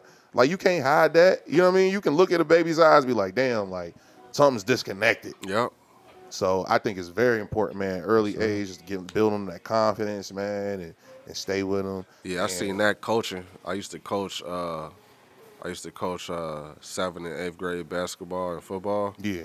And I definitely seen that in kids. Like you could tell like which kid is at home being like talked too well and who's not. Like who's not really instilling that confidence in them and shit. Like Yep. you definitely could tell off the kids. And then by the time you get to 7th and 8th grade, I ain't gonna say it's too late, but you almost kind of there. Where it's like, because now once you're in the 7th and 8th grade, you are now a product of the environment of the people around you more than you are at the environment at home. You know, like I was just It's exploring. 2 weeks ago, I was diagnosed with ADHD, right? Which I always knew I had it. Like, I always knew I had AD, whatever the fuck it's called. See, I don't even, like, so 2 weeks ago, I'm on the phone with my psychiatrist, and she was just explaining to me, she was like, man, a lot of kids struggle with so many things, and if the parents don't really address it or know how to address it or have the awareness to address it, it'll go into their adulthood. Yes. You know what I mean? Yes. And it'll fuck them up. Right. You know what I mean? Hey, You listen, find yourself behind in certain things. And you could also tell with the relationships of the people that you like around a lot, like whether it be at work. Whether it be like a organized thing like sports, like playing for a team and your teammate, like you see it. Like you can feel it through that type of like, bro, it's crazy. Even through conflict. Even through conflict, you could tell like, nah, you ain't got them all because you really. And how you handle that shit, like that's Zay. He said something a while ago. We was having like a baby mama intervention, and he said some profound shit. He's like, you need to know the person, the people around that person, because that's who giving them confirmations. Like, so if I'm doing some fried shit and none of these niggas is checking me, and I feel like I'm doing the right thing. If the people closest to me is not like, nigga, you tripping, like, then I'm just gonna feel like that shit is okay. So you can tell like your tribe, your village, like that all play a part to it. Ja Morant. Reach, bro. Listen, I just had to salute real quick. But nah, listen, that shit is so true, bro. Even through the relationships with baby mamas. Yeah, for sure. Like wives and baby mamas, your intimate relationships, like, bro. Important, bro. Like, cause again, like, if you can't, I'm gonna say this, if you can't as a man be able to consume, I'm gonna say this, like, with my current relationship with my baby mother, like I had to be at peace. I had to be at peace with everything that happened to me in my life. Right. Everything that I've ever like caused harm to in somebody else's life that might have brought some karma to me. I had to be at peace, cause I'm a paranoid nigga. Like I'll have PTSD. I've had the guns. Anxiety.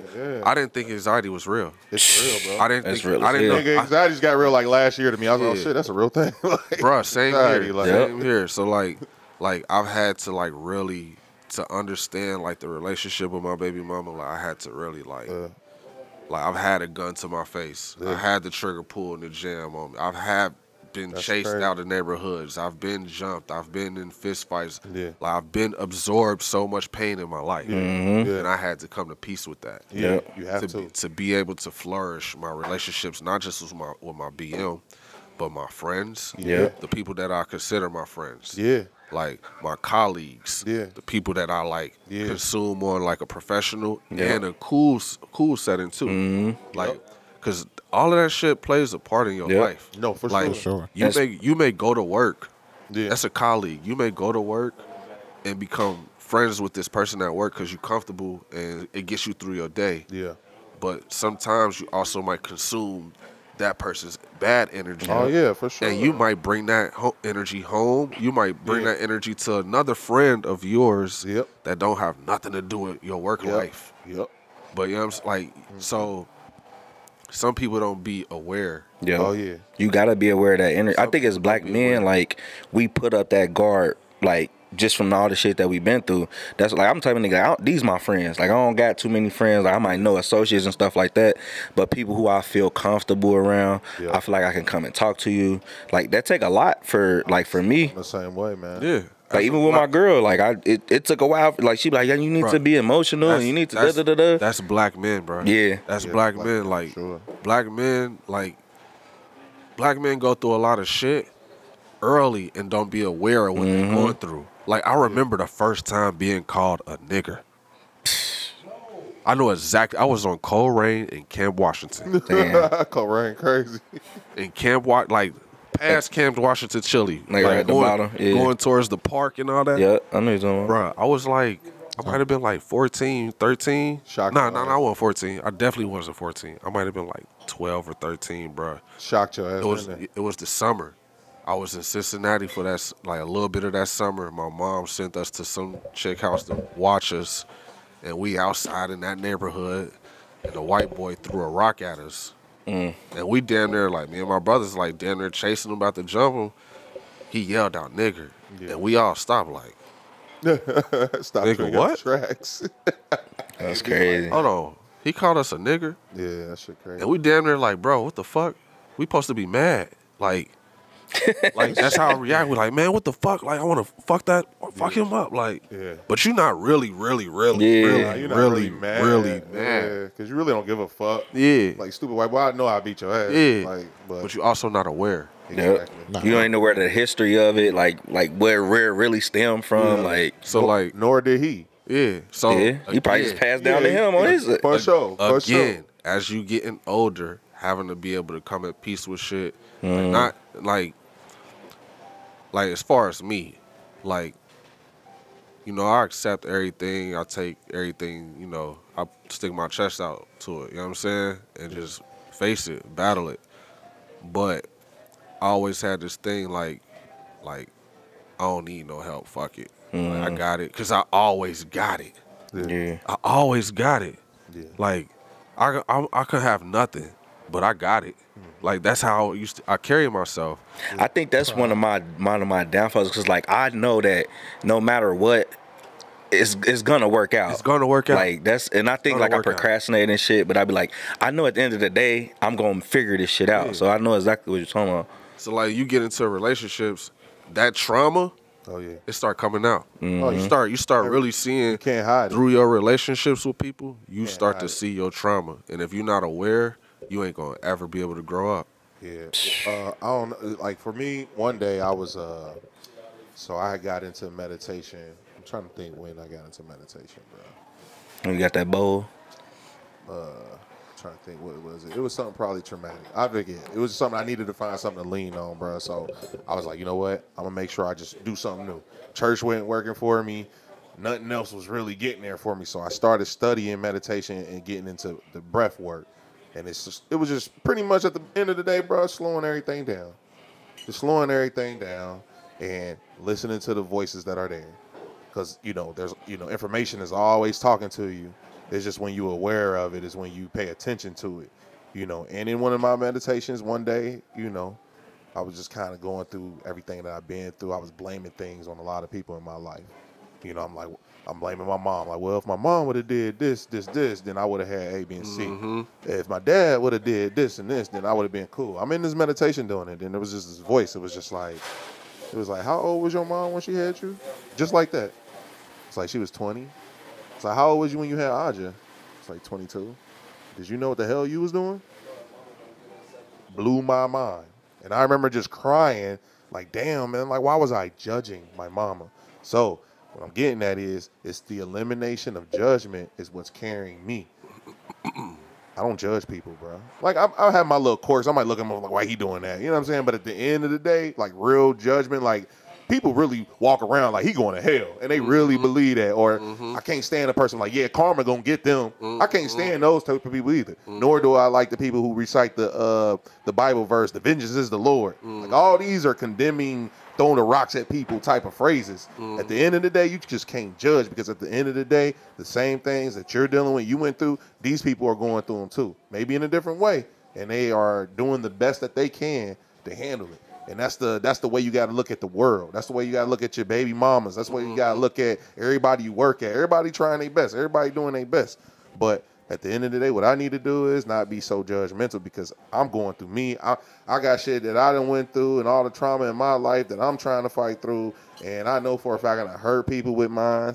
You know what I mean? I done said things that ain't right to people because of the things I've been through. So I'm just trying to learn how to be like, you know what?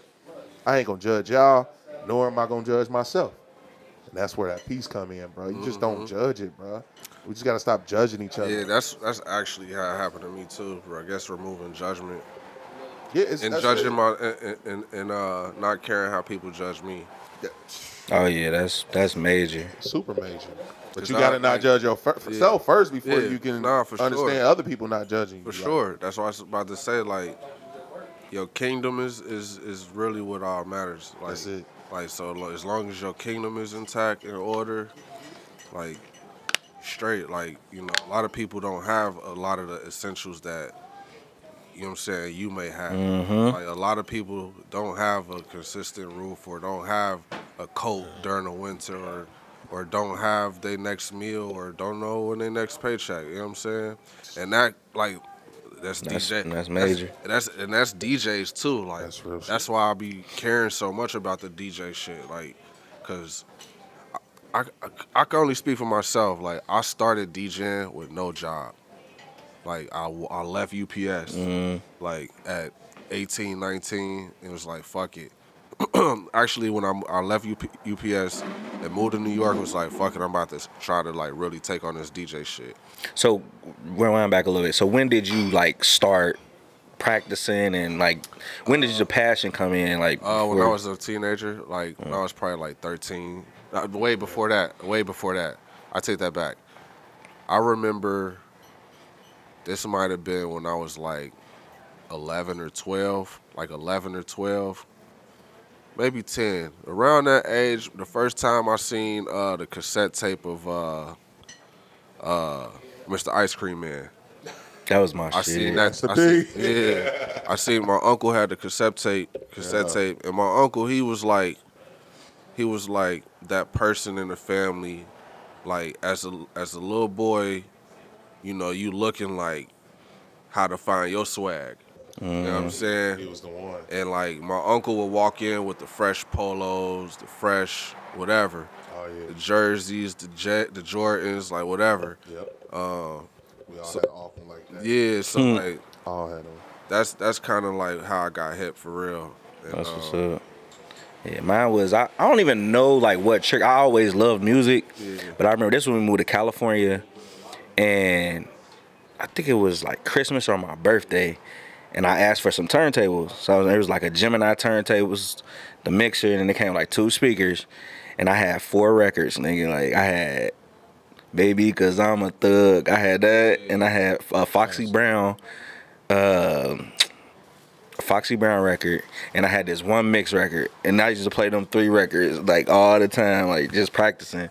But I don't know what triggered me to, like, want to do that. Like, because this was when, like, the books and shit, like, you had to buy shit out of books. Yeah. So I was like, oh, you like the Colombian Clearinghouse? Yeah, I was just about to get into that. So, look, that's actually what triggered me. So, like, in New York, I got a whooping for wearing that shit out there one time.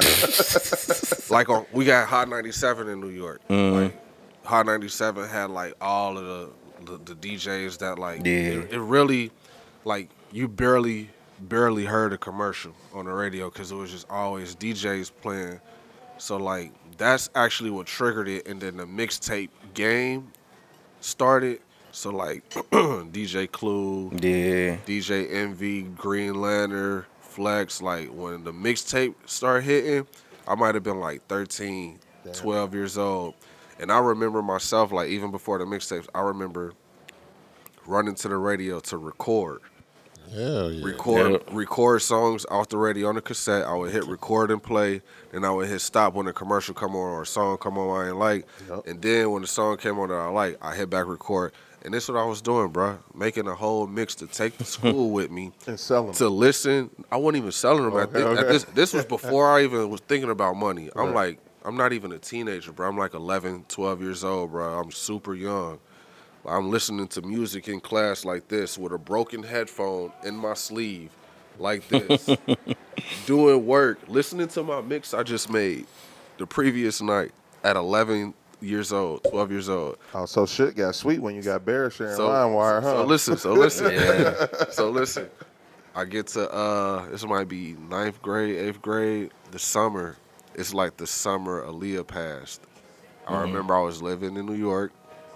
On MySpace, creating like my DJ profile or updating it or whatever, and This one, LimeWire, Yeah. all that. iMesh, Kazaa, yeah. Napster. All that shit Napster. was coming out, and this when I started downloading mixtape music. And this is the era when you hearing like, all right, you might hear a freestyle on the radio, like, man, where that's at?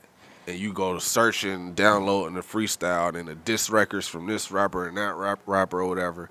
Yep. So I'm doing that, making mix CDs. Now I'm taking them to school. I'm selling mix CDs and shit. Yep. You know what I'm saying? I remember them days. That was a hustle mix CD. Yeah. Bro, what? I remember when I asked for a CD burner, and I had the thing where you could make the labels and shit. Like I he was was definitely. official. Oh, what? Yeah, he was official. Cause I was early on the computer, like early. Yeah. So then, shout out to the nigga used to be at the Shell on Mitchell and in Avondale. So Used to then have a whole I thing. I get my hands on on the turntable. It's in my pop's crib in New York. I get my hands on the turntable. I'm just fucking around with it. So I might be like 13, 14 or whatever at this time. I go back to Cincinnati to Hughes to go to high school, and I ain't really like DJ or anything. I was making mix CDs for house parties in Westwood too. I was doing that, and then after I graduated, my first time actually officially practicing on turntables, teaching myself, because nobody taught me. I taught myself. Like, I was terrible. It was literally like a week or two before the syndicate people booked me. I'm like, all right, I need to go buy some turntables now. Hey yo, I was winging it. Yeah, I was just winging it on Virtual DJ, the computer. Virtual DJ. Yeah, and then I'm like, all right, let me go buy some turntables. It was some CDJs. I forgot which ones, but they was only like $300 each side. Then the mixer might have been like $120 or some shit like that, $130.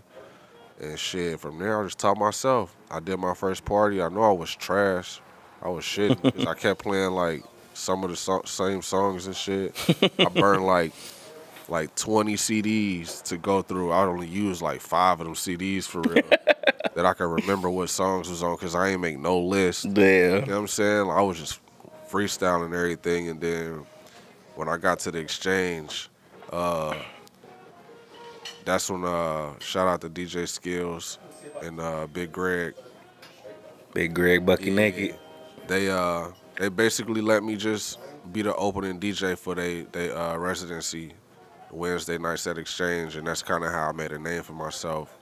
And shit, it was after a while, they didn't want to hear the Wiz DJ no more. They wanted to hear me, so. And it got like that, and this shit. I remember I came back to the city. I'm like, Skinny Fresh. I ain't know that was your DJ name. That's my nigga from UPS, bro. Yeah. The nigga had tats and everything. Yeah, I done turned up, man. Like I just took off from there. That's like, what's up. What you think? What do you think the best era in Cincinnati was? Oh, for the DJ. Right when I started, bro. That was the best era. When I started, like 2006. 2000. The best era for DJs and music and like the grind, how to make a name for yourself. Red Cheetah was around. Yep. Is that one? Yep. That era? Yep. Red Cheetah era. Red Cheetah 7. And the DJs, like, it wasn't no special plugins or updates on the Serato. Or, you know what I'm saying? Like, DJs really had to get creative and DJ. Who was around at that time? Man, those years. Rest in peace, Kev J. That was a DJ that I was definitely around on a weekly basis because he DJ'd the next night, which was like the night where a lot of the white people, he was black, but he DJ'd with, I forgot dude's name. It was Taka's DJ at the time, but Taka. Yeah, like they DJ'd on the Thursday nights, and I was a DJ on Wednesday. So I used to come in on the Thursdays and watch them DJ. That's kind of how I would like start picking up on how to scratch and all of that. Yeah. And you had Skills. Skills was cool too. Skills was like a Tim Duncan. Is that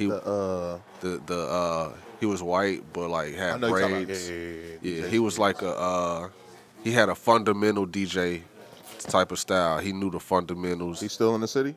Nah, he in Toronto. I don't even think he DJ no more at all. Yeah.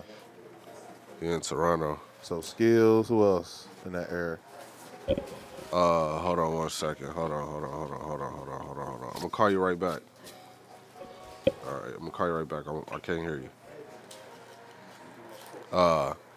So you had Skills, DJ Diamond. Shout out my nigga Diamond. He be at Harley DJing too. Yeah, DJ Diamond. He been a minute. He been around for a minute. Yeah, he's super competitive. We used to have our little issues, but it was just on the competitive side. Yeah. And the ego too, cause again, like when you get in the DJ industry, like for real, bro. Let's keep it a buck, man. DJs, like, how can I word this without being disrespectful? Cause listen, like, be disrespectful, bro. It's a Player Circle Bible Study class. Yeah, like DJs, like we gotta, and I gotta speak for myself too, cause I had to play a part, but DJs is clout chasers now, bro. You just chasing clout to be famous. It's like 80-90% clout chasing. Because again, you gotta fake relationships. That's exactly what turned me off. It was like, you gotta. I ain't that type of person. You gotta fake relationships. That's what turned me off. You gotta have an ego and talk some shit. Like, because we all fell victim to it. But once I started to like remove myself and like elevate my mind, like I want to be more than. Because I remember getting in trouble. Not even getting in trouble, but getting like I got banned from the Wiz. For telling the truth, like saying shit. For the Wiz, bro. Like I called the Wiz DJs old. Oh, okay. I was like, who wants to be in these 18 and up clubs at 35, 40 years old still DJing? Facts, yeah. Like, give me that shit. Yeah, like who wants to do that at that age? Like go own a club and take more money, or like I was thinking like that, like how to make more money, like because at that time DJs was making like a buck. $50, $200, and it's still going on today. Niggas out there gigging for $200? Yeah, bro. Over here handling for a $200 gig. Let's keep it a buck. For sure. Niggas is handling for a $200 gig, bro. Like that's what the DJ industry turned to. Whether it's $200, $250, $300, you handling for that gig. So how come I always see the same DJs on every flyer? It's like because I don't even know these niggas. Primetime, Bandcamp. I'm just gonna say their names because I don't even know these niggas, but I know them because that's all I see at these big events, big parties, and things like that. All right, so I don't think Primetime he definitely be everywhere. Bandcamp, as far as Cincinnati, Primetime be everywhere. Downtown Cincinnati. That's what I'm saying. He's everywhere. Bandcamp. You with that group? Bandcamp trap, huh? He with that one group. Oh yeah. So what one group? It's like I said, it's different crews and groups and management groups and shit like that. Hold on. When you say one group, what one group?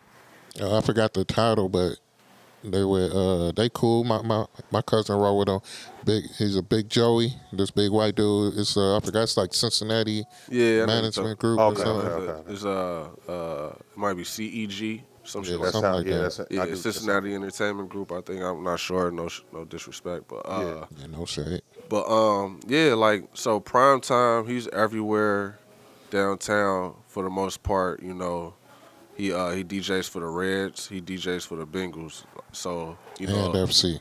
Oh yeah, and FC. He do all three. He do all three. He got the monopoly. What the hell? So like, but listen, that's a whole different lane. That's a whole different lane. So Primetime gonna be good. Like Primetime can go get booked in clubs, and you know when you DJ in these stadiums, you just programming. You just programming. You playing certain songs after certain shit for reactions and shit like that. Right. So like those are super easy gigs. You're not really able to explore and show what you about. So when you get into these clubs and shit, you know Primetime. You know, let's keep it a buck. I've seen Primetime on the early, like a 9 p.m., like right after setup. And Primetime got busy. I might have been the only nigga in that motherfucker because I was in there eating dinner. I was on a date. So Primetime got busy. Yeah. He got busy for me if I was the only person in that spot while he was playing. But as well, you know, I've been in spots where I'll pull up at 1 a.m. and Primetime up there, and I'll kick it for a good 20, 30 minutes. And I'm not impressed. I'm about to go across the street to the next club.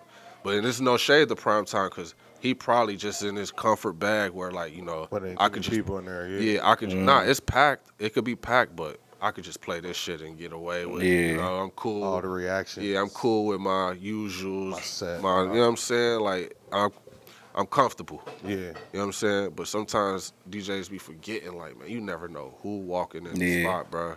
And this is why I don't go out. It's because of the DJs. because one, I'm going to turn into a spectator. I no longer can be a consumer now because now you pissed me off. Now you listen to everything. Now I got to listen and be like, now I got to judge you. And, the next wrong song, I'm leaving. Yeah, you feel me? Why would he blend that? Yeah, but no shade to Prime Time, though. Like, because, again. Is he from Cincinnati? I don't know where he's from. I don't know. I met him like a few years ago at an event. Not even an event. I might have been at a listening party or something for somebody. But Prime Time, I fuck with him. Like I said, when I walk in at 9 p.m. and I'm like me and my shorty might be the only person in there because we eating, he went crazy. He got in his bag and went genre. He was swimming. His whole set, he was swimming through that shit. And I'm like, damn, that nigga, he actually nice. Like, yeah. But, you know, certain DJs, they know how to turn it on and off. Prime Time one of them. Gotcha. So when you doing that when you in that sports lane where you just doing a lot of sports events, right? Like, of course, that shit get old after a while. But, you know, it's easy to get your bookings after that. Like, that's a booster. You know what I'm saying? That's a whole lane that could just boost you. Now you could do all type of sporting events because you done did this arena or that arena. Like, it's just, like I said, that DJing shit could take you in so many spots. And then Bandcamp, like, he does that too. He was he might still be the Pacers. He's the Pacers DJ, I think. And he's like a college football team DJ. And he also is the DJ for one of the Braxtons, like Tamar Braxton, I think, one of them. And, or Marion, and like, you know what I'm saying? Bandcamp is a DJ that can travel the country off of certain things. Just like DJ Fresh. Yeah. Oh, yeah. Shout just like DJ Fresh. You know what I'm saying? Like, off the strength of these tours DJ Fresh doing, like he forever good. Have a job. Yeah, forever gonna have a job in this city, in Cincinnati. For sure. Like, and he can go to certain other cities. With the people he partnered with. Yeah, like Atlanta. He can go to Atlanta. Like if I was him, I would move to Atlanta, actually, and DJ out there. Like, cause but I don't know. I don't be knowing these guys' situations for real. Like, you know, some like it's also, you know, you do these tours, you may come back to the city and may not be able to get a job because now the city they on a certain system now. They only paying DJs this number. They can't afford to pay the number you want now because you just did such and such tour. So now you forced to throw your own event to keep yourself in that's how it happened to me. That's how it happened to me. Once I raised my price and I started not dissing promoters, but letting promoters know I don't need the middleman now. Like, I'm a brand. I can now get these bookings on my own or just or book myself. I can book myself now, pretty much. And that should be the goal for DJs like Fresh, Prime Time, Bandcamp. I'm sure they doing that. Like, Fresh got the mellow moods. That's his shit. Yeah. So, you know, it force you, once you raise your price, because again, you got to keep it up. Yeah, you can't go back down. If you go back, you can't do that. Yeah, you can't do that. So you got to elevate yourself and start throwing your own shit. But this is what I tell DJs too. You find out what you truly worth once you throw your own party, or once you go off a bar percentage. Like, when DJ, because again, me being on the other side as a boss, DJs be coming to me with these outrageous prices, and I'll be all right, I'll pay it. What's the average going price right now? How much a DJ should make? When you doing a party, what's the average in Cincinnati? I know it's different in other cities, but in Cincinnati, what's the average? The average right now, I could say the low is like 150. Where they doing 150 at? Oh, it's some spots. It's some bars. Man. It's 150. I'm about to go in there and give you a little 150 on the Tuesday. Yeah, it's some bars downtown, uptown, Middletown. Like they It's definitely the out pool, there. though. It's like what he was about to say about the bar. Like, it's your pool. If you ain't got no pool, So look, you ain't doing that. and then like I say like respectfully, like if you just some DJ just here for a job, whether you got skills or not, like you deserve like 300. A 4-hour set, at least 300. You know what I'm saying? 250 if it's on some like we got a relationship and we kind of building, you know, 250, but no lower than 250. Right. You know what I'm saying? Unless again we building and now you trying to show me your worth, because I had DJs come, I charge 400. I've never heard of you. I've never heard of you ever. But you charging me. And you giving them 400? Or you said they charging 400? Yeah, they charge 400, and I hit them with the like, all right, if the bar does 400, you can have it. All right. And then the bar don't do shit. And then now it's like, all right, I'm so player, I'm gonna pay you, but I no longer book you. Oh yeah. You feel me? Yeah. Like, and I'm gonna let you know, like, you just showed me how much you weigh. You obviously don't weigh nothing. Yeah. But because this is the rate, and you've been here for this amount of hours, like, I'm gonna pay it, and I'm gonna make it back. But it's because I took a chance on you, and I'm gonna show you, like, I don't need you. I was just taking a chance on you. That's one thing I'll do is take chances on people. Yeah. Sometimes I shouldn't, but it's in my nature.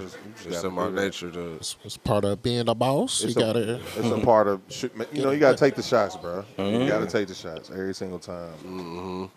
So. Yeah. All right, so when you was an owner. Well, before you say that, definitely, since we talking about DJs, shout out to my cousin DJ Tiz and Tizzy BNT, the hottest African DJ in the city.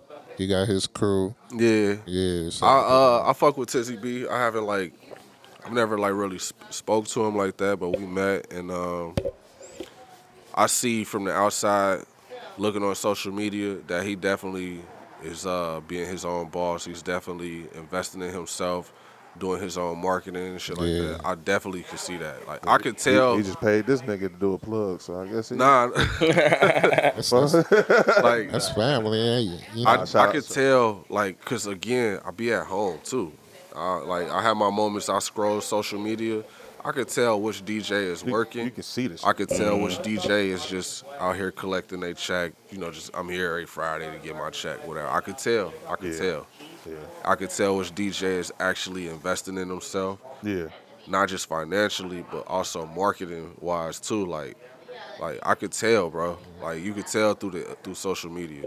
So shout out to the DJs. But I was gonna say, DJs one thing, being the owner's a different thing. What is it like being a bar club owner in Cincinnati? Were you embraced by the other owners, other promoters? You know, the J Raj and what's Shorty that owns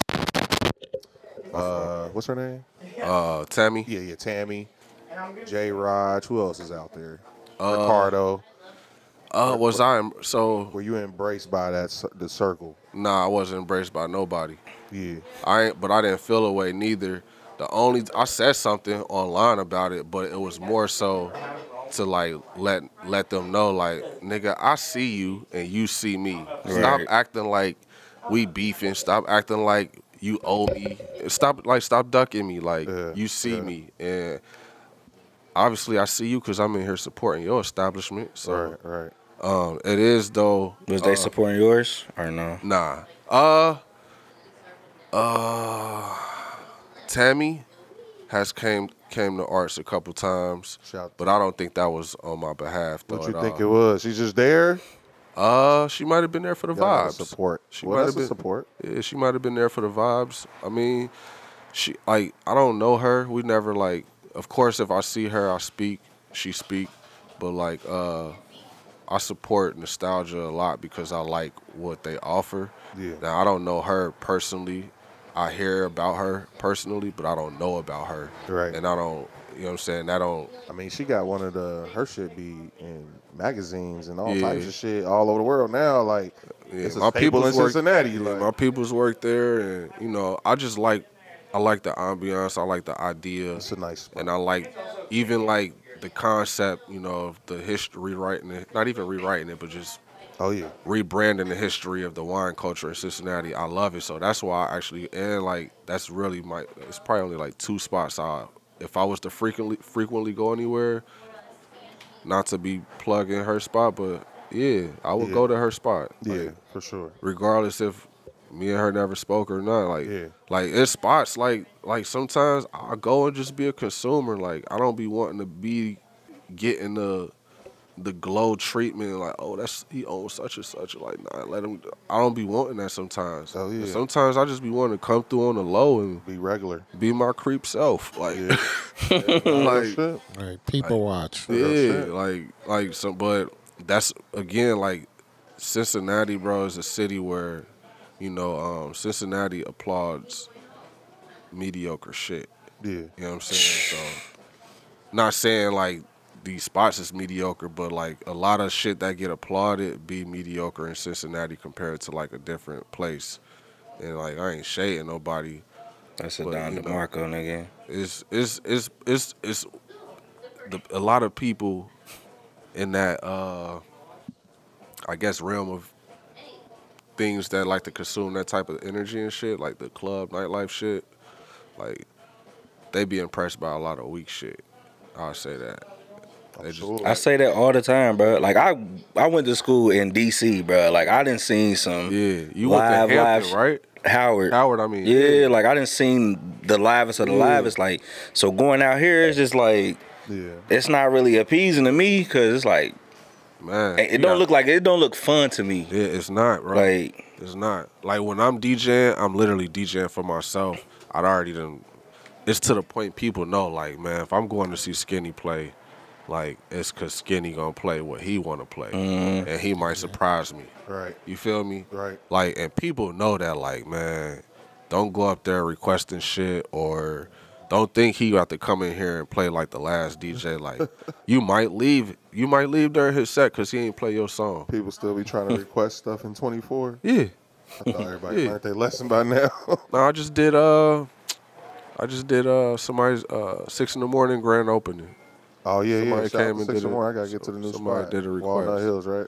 Yeah, man. Shout out to that catfish and grits. I don't eat catfish, but I fuck with breakfast food, so They got another spot. Nah, they just moved. Oh, okay. Relocated. They shut down that spot in Kenwood, which I'm glad because there was nowhere to sit in there. Yeah, nah, this spot is a restaurant vibe. It's cool though. I fuck with it. It's something that the city need because like the way our nightlife downtown is headed, like it's really not going down a good direction. I mean, it's not going towards a good direction. I'll say that. Like it's. So when I see on Forbes, they're saying, bro, it's just because of top 5. It's just it might be a volume thing. Yeah, I was just about to say it's just the volume. It's just the per capita, how many places that Cincinnati can go drink. Think about it. Cincinnati is top 3 in drinking categories for major sports. Look at opening day, bro. This is what I mean when I say, and I don't want to shade the Reds. The Cincinnati Reds. They're the first major league baseball team ever. Cincinnati from Reds, Cincinnati. But Cincinnati, bro, they would go It's out. mediocre. They would go out and drink for some mediocre shit. I've never been to an opening day. That's crazy. Like I have. I went last year, I think. I went like a few years I never been ago. to the parade. I ain't gonna say, bro, that was mediocre. I'm not saying the opening day is mediocre. Yeah, I don't think the opening day is mediocre. I just think like we're supporting the team, which is historically mediocre as fuck. Let's be honest. If that 80% of the people who was out for opening day don't even watch the game. Yeah, that's what I was about to say. Like, come on now. Now, that's the weird part for me is just seeing how they go out. Yeah. Like that. Again, like the bar crawl thing that went on. Listen. I'm just like, damn, everybody own that shit. Like, why? Listen, Cincinnati is a drinking city. It's not a club city. It's not an entertainment city. It's really a beer city. It's a beer drinking city. Like the reason why nightlife in Cincinnati is going where it's going is because you have like certain companies out there who are taking over the downtown areas, properties, and like they're playing Monopoly. Yeah. They're playing Monopoly at their accord too. 3CDC. I don't know the names, and I ain't gonna say the names. If I, you know what I'm saying, I feel your political connects, bro. It's player circle. Nah, I mean, I don't know them. It makes sense though. I don't know them, but I'm just saying. But it's more than just them. It's other groups out there. Yeah, it's a few. It's other groups, so I can't even dictate who's who. The ones that got the Fountain Square area on lock. You could pay attention and just look, man. You can do your research and go on the internet. But the way it's going is, you know, they trying to be more. Just look what Taylor Swift did to Cincinnati. Yeah. Shout out to T-Dog. She went crazy. T-Dog. When she become T-Dog? She came here to Cincinnati, made so much money for the city, but in which way? Hotel experience, and that's it. I think. Just think about it. After her concert, where everybody go? Home. Yep. Straight home. Where everybody go? Home. Ain't nobody go out. Anybody go eat? Where they go eat? It was closed at that point. Where they go eat? I drove down there and I was like, hell no. Cincinnati is, you know, they known for the drinking. It's a drinking town. And I think it's become like cliche. Like I was surprised like the last maybe 3 years I would say, like how many women that I see like, and I ain't saying women can't be into sports, but like how many women became like super fans of like the Bengals and the Reds. And I think it became trendy winning brings out people. Yeah, that's period. But we've been the Bengals been winning, bro. Like people think we just shitty, but we went to the playoffs for like 7 years straight, bro. But look, that ain't new. It's had Ocho Cinco. Yeah, we had a run. I was DJing in on clubs. Rest in peace, Chris Henry. They used to bring the city out back in the days. Henry was in the club. Yeah. Chad was in the club. If you ain't know a girl who was smashed by Chad, you probably didn't. You went outside. Yeah, they was outside in the at club. that point. And at that time, we had clubs. I was a young boy watching that. We had clubs, but now, like where it's headed, it's just like it's the per capita, volume, you know. And again, so where we headed? What you saying? Like we're headed to just be. Cincinnati is strictly just gonna be a city full of bars and Airbnbs. Yeah. Bars, Airbnbs. You got businesses closing to turn their businesses are closing because the building owner wants to turn that building into a hotel now. Yeah. When Taylor Swift came, there was no hotels. Yeah. There was no Airbnbs. Like, I just know because I know people in these fields that play in those fields. Shit was sold out. Yeah, everything was sold up. And I know people that work in some of these buildings and like, or own some of the businesses in these buildings and like, got to close in, you know what I'm saying, a certain amount of time because now the effect from the cause is like, this is what we want it to be now because it's all money driven too. It ain't even about entertainment. Now they want to make the shit look so artsy or whatever. Look at Blink. Yeah. Look at Blink. I fuck with Blink though. I fucked with Blink too. But look what happened to the last Blink. What happened? It was terrible. It was because didn't everybody leave or something? Everybody left. The original people that were It turned into it got remixed, bro. The corporate came and remixed. And I didn't even go to this one. Yeah, bro. The last one was weak. So that's like the city is just it's turned into a big corporate, like a lot of corporate people from like New York, LA, like the major cities. They're moving to the small, not even gonna say small, but mid-major cities to move their corporate offices. Like a lot of corporate offices are moving to Cincinnati too. So and they bringing their people and they need places to live. Yeah, exactly. And they'll bring the events. You see the expressways expanding? Oh yeah. That's another example. Yeah, and it's getting the people. If you in Cincinnati and you like got a Cincinnati job, you done.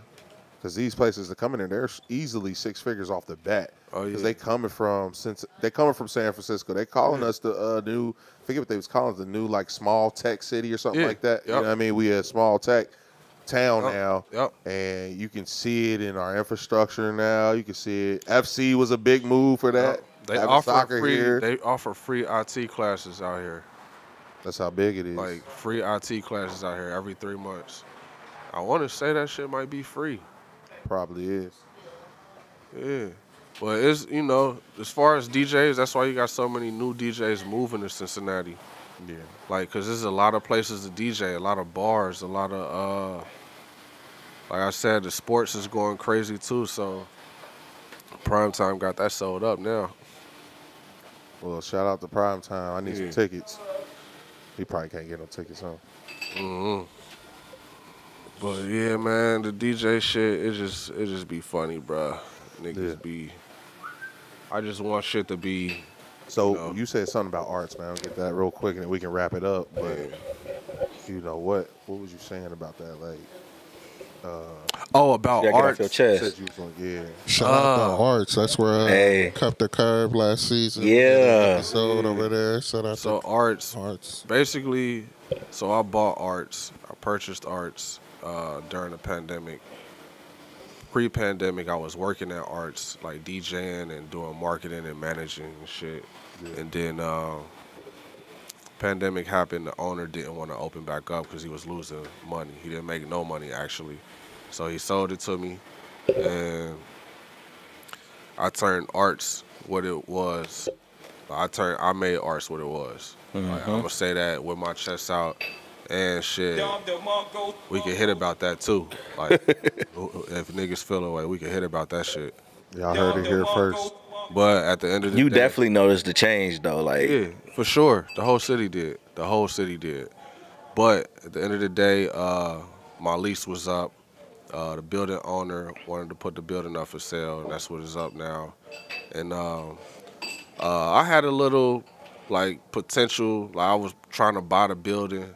But after doing like, contingencies and inspections and realizing like, oh no, I'm about to be like way deep, like more than $500,000 deep if I make this move, it wasn't worth it at the end of the day. Yeah. So and then everything I did with arts and what I turned it into, from like the staffing and everything, like the events that I brought there. The wave, like the culture of how nights was going in the city with the themes and the music and shit, like from everything, bro, the art to where like now everybody got art in they establishments. Like, I don't know if they selling art, that's my whole thing. I was an art dealer, like I was official art dealer making money off of art dealing. So I don't know what, but I know I made a change and I created something beautiful within the city. And what I got to say about it now is fuck arts. I definitely, I don't miss arts. For the people that be tagging me.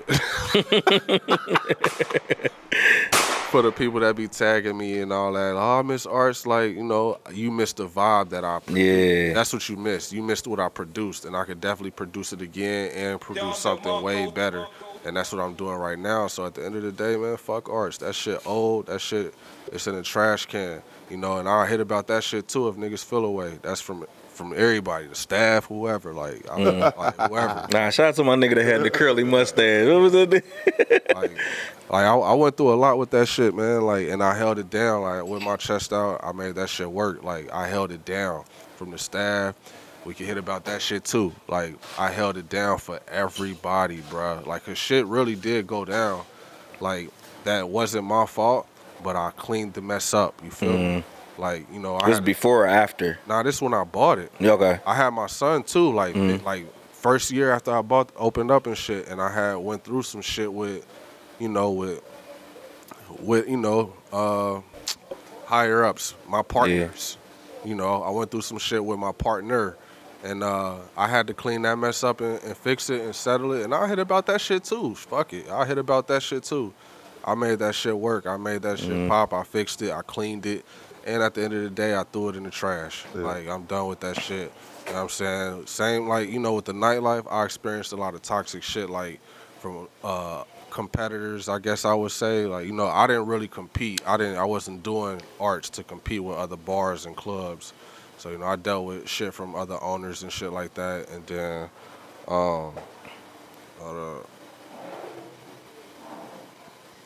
so I dealt with that. And then, promoters, DJs who felt like I wasn't booking them because they might have felt the way or whatever. Like, I dealt with a lot of shit, and I just took it with a grain of salt. Like, it is what it is. I'm here to run a business. I don't care about nobody's feelings. I'm here to run a business and make sure it's successful within my lease. Yeah. You know what I'm saying? So going forward, like, I know you got stuff coming up. We got the exclusive, but we can't drop it. So, like, what's some things that you learned, good or bad, that you taking into your next venture? What's some good or bad. Like from what you experienced at Arts, whether it was good or bad, like when you move on to the next. Taking into the next. I mean, just me, like how I handle and carry things, like my resilience, my like my posture, my G, bro, my aura, like just everything how I handle arts, like that's what I'm bringing forward into the next venture. The shit that was bad or negative, I learned from it and I managed it and I handled it with my chest out. So, now I know what mistakes not to make. Now I know, how to I've been knew how, but it's kind of like, bro, it's kind of like managing a gang or managing a crib, and like it's sometimes like jail too. Like you got a bunch of personalities you gotta keep under control and make sure everybody, like, you know what I'm saying? Like it's difficult. Being a leader is being a leader. Yeah, general. But I was moving like the soldier. I was doing everything. And that's what I was gonna ask you. So I was doing everything. At Arts, you seem like really hands on. Yeah, like, I was doing everything. Is that how you gonna be now? Are you gonna delegate more? Are you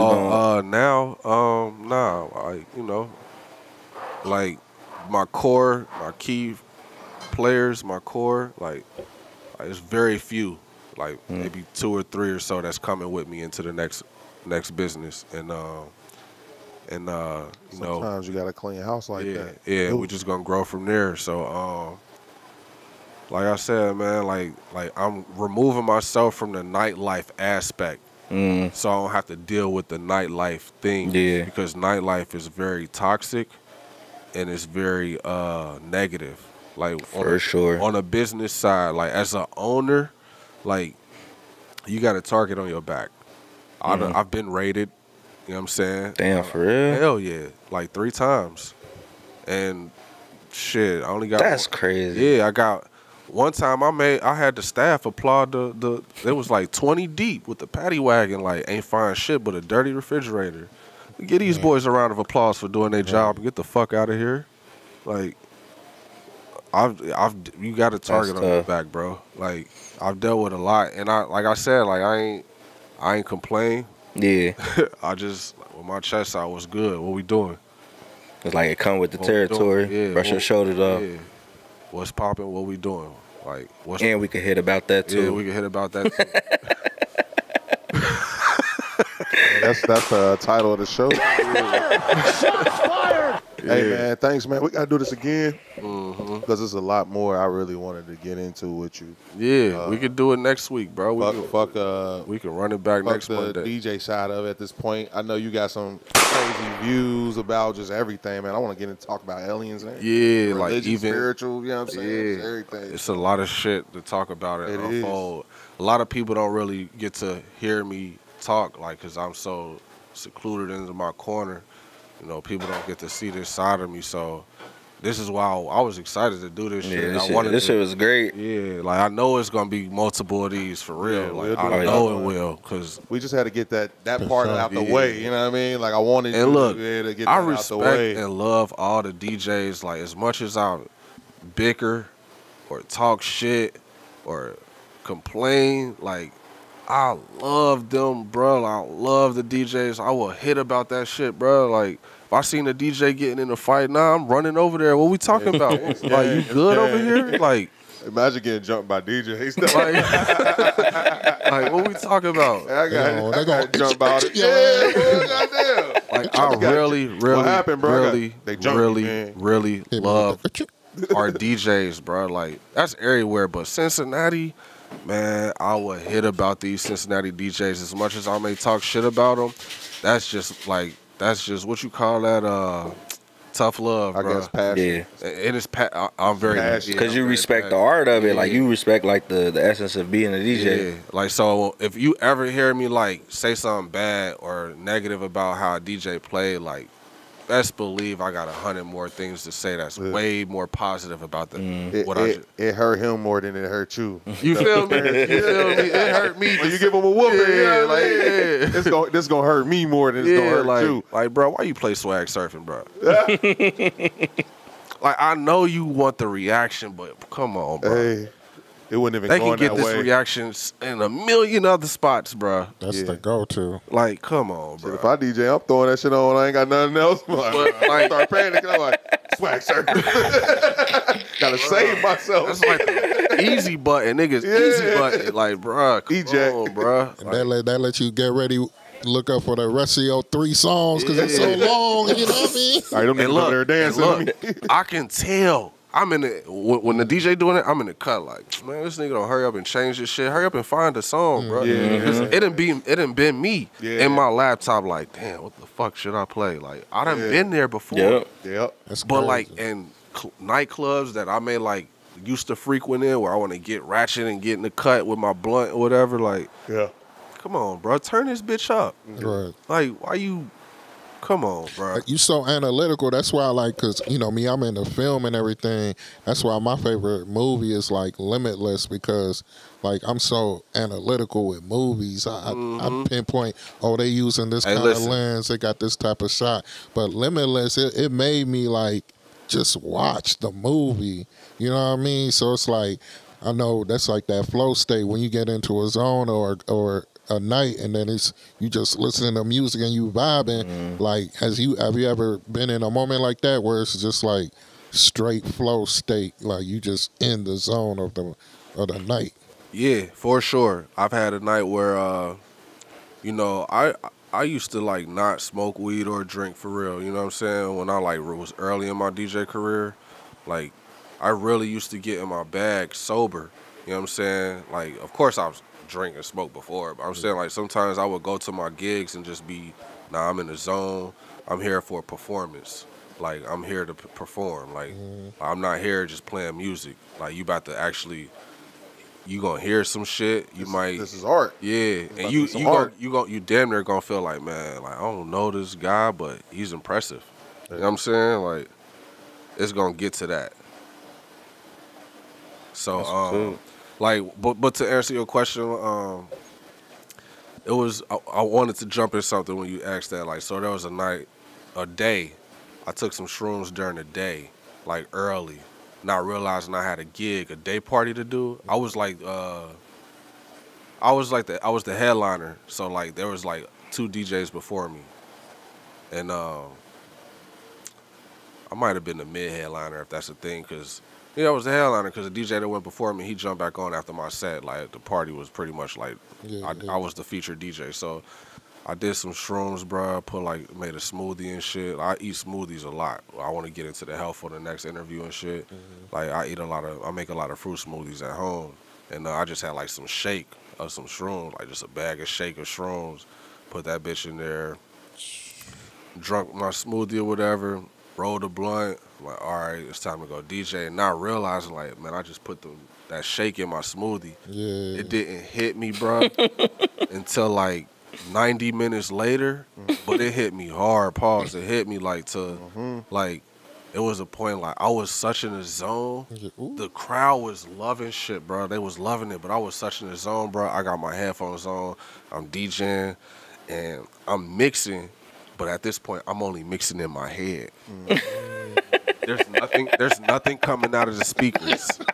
But I'm so in tune that I'm like going crazy looking down. I hear it in my headphones. I'm going crazy with the transition and shit. Yeah. And hey, listen, I'm popping my head like, oh my God. I got on my shades and I'm shrooming. Hey, bro, I'm shrooming. That night. I remember that night. Hey, listen, I'm shrooming. It's daytime. It's a day party. And I'm shrooming with my shades on. I finally look up like, I know I killed that shit. I look up at the crowd and they all just looking at me like. I took my headphones off like. You ain't hear shit. I ain't hear none of that. Like, oh shit. Like, let me redo it. Let me redo it. That's the crazy. Like, that's why I pick my name DJ such and such, because it's like the crowd don't, unless you like a super big name, like people don't even realize who DJing unless you fucking up. Yeah. Like when we listen to DJs different. Unless you really like, bruh, it's times where like I can get in the bag where I'm just doing hella like scratching and instrumental shit to where I don't even care about the crowd at this point. I'm just really up here playing for myself. And sometimes that attracts people. So they're like, man, I've never heard this in a club. Yep. Or I've never heard this type of performance in a club setting. Like, hey, bro, you fire, bro. Like, like you ain't playing no like Future right now for me, but you fire though. I could tell you probably fire somewhere else. Yep. Them be Like, the moments. Yeah, so It's on the extreme. that Like, for me, super like, good. I'm cool with those. Yeah. For real. Like, so sometimes again, I be going to the club playing for myself. But like that time I was on Shrooms, I get back to playing the music right after my set. I'm like asking for water and shit. They like, hey, bro, you was killing it. Everybody like, bro, what was you on? I'm like, bro, I'm sober. I ain't had a drink all day. I just need some water. You sober? I'm like, yeah, I'm sober, bro. But behind these shades, bro, I'm shrooming like a motherfucker. He's shroomed out. Bro, y'all niggas gonna make me try shrooms, bro. Y'all gonna make me try Look, it, you bro. gotta be at peace in your life. See, and that's why I don't think I'm at peace. You That I gotta don't be think at I'm because it's soul searching.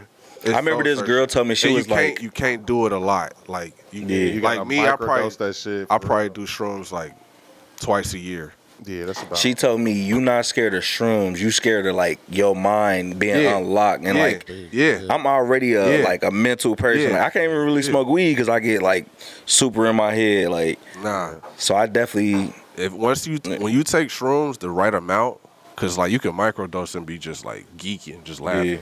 But you take the right amount to actually like open your brain and unlock itself, and you start soul searching. Yeah, that's Bro, the first time I did that was the pandemic. I took shrooms the day, December 26, 2020 was my first time taking a full trip, bro. I went to the Festival of Lights at the zoo. He was zooted. That's crazy. on the shrooms. On the shrooms, on my first time. Boy was talking to the monkeys God. like, Listen, That's talking to the lights. listen.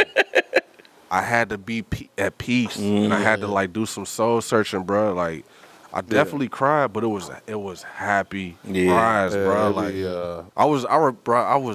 I was tripping, bro. You ever did LSD? Hell no, I will never do it. I did LSD when I was 18, bro, and I remember just the effects that it had. First, you just start vibrating. Like, you feel everything vibrate to your cells. He over there shaking his head like, yep. I did it. It was some white boys in Fairfield that got me on it. Shout out to them. And I did it, so everything started vibrating. And I just remember the dudes I was with, they was like, hey, man, like, if anything, just don't freak out. Just know you're in control. Yeah. And you hearing that shit, you like, okay. Yeah. You know what I mean? So my boy who I was with, that nigga ran to the church, saw himself in a casket, all types of weird shit. Oh nah. Yeah, hell no. That's Even to this day, he wasn't in control. and that's because he was also facing some trauma. Yeah. It's so when I did it, the first thing when I started kind of feeling like it's a discomfort. That's all it is. Yeah. We so used to a reality that is set a certain way. Yeah. So when you take drugs like that, shrooms, LSD, it puts you in a whole nother. You know, so now it takes away your security and your confidence in the regular 3D world. Your confidence and security is stripped from away. Your confidence is stripped away. You know what I mean? The Black Panther is now been stripped away. And if you ain't strong enough mentally, you're going to freak the fuck out. Fold, you going to fold. Hey, bro, that was the perfect analogy. What? Yeah, breaking that down, like, because you're confident. You don't even think about confidence. Yeah, you got to have confidence. You don't think about your security or none of that. When you on them shrooms, or I've never took LSD, but I heard it's like being on shrooms for 10 hours or something. Yeah, it's just like shrooms, but way longer. So, like, again, my first trip, I went to the zoo. I was paranoid. Yeah. I thought somebody was following me. I kept turning around to check this dude. Like, bro, why you so... Like, I kept... Whole time, nobody still was on behind. And we can hit about it. we can hit about this shit, too. Follow me to these monkeys, nigga. We can hit It was about a it. Harambe, nigga. What's funny, bro? What's funny? What's so fucking funny is that we was walking into the gorilla cage. Hey, see? Look, it's dark outside. The festival of lights going, and I just see this black shadow just following me, going everywhere I'm going. Hey. And I'm turning around, like just looking at him. And I think I like turned around with the on some of that, like. Yeah. And he just some square, regular, not square, but just a regular white guy, civilian. Yeah. He probably wasn't even white, but just a regular civilian. Ain't worried about you, bro. Wasn't even worried about me. Listen. He walking to his kids in the gorilla cage. He's trying to find his kids. Yeah, so I get in there. I'm like, oh, these is kids and shit. I'm all right, cool. I'm chilling with, trying to fuck with the gorillas, whatever. Yeah. And at this point, this is when I'm like, oh, nah, this must be when the trip about to start. This must be phase 1. Yeah. My legs felt like noodles. Oh, my God. I was paranoid first, and then my legs went to noodles. Paranoia always first. So then I was like, you know what? It's time to get in the car. Like, this trip is over. Like, we done walked all over the zoo. I'm like, at this point, It's over. ain't nothing tripped me out, but now I'm tripping. Yeah, like, time my to go. legs feeling like noodles. It's time to get to the car. Yeah. We get to the car. I'm in the back seat. I think it was a double date, matter of fact. Like, they driving, they driving in the front. That sound fire. That sound fire. We was the only one who took shrooms in the back seat. We was the only one. They was sober or whatever. I don't know, but Hey, whatever. Did they know you took them? yeah. Oh, okay. So they driving. I'm in the back seat, slouched, like, you know, looking and shit. You see headlights coming towards you. I'm like, man, slow this motherfucker down. Bro, them headlights getting bigger. Like, you think you about to crash, bro? Get in the lane, bro. Like, what you doing? Weekend. Hey, what's some laser shooting this for?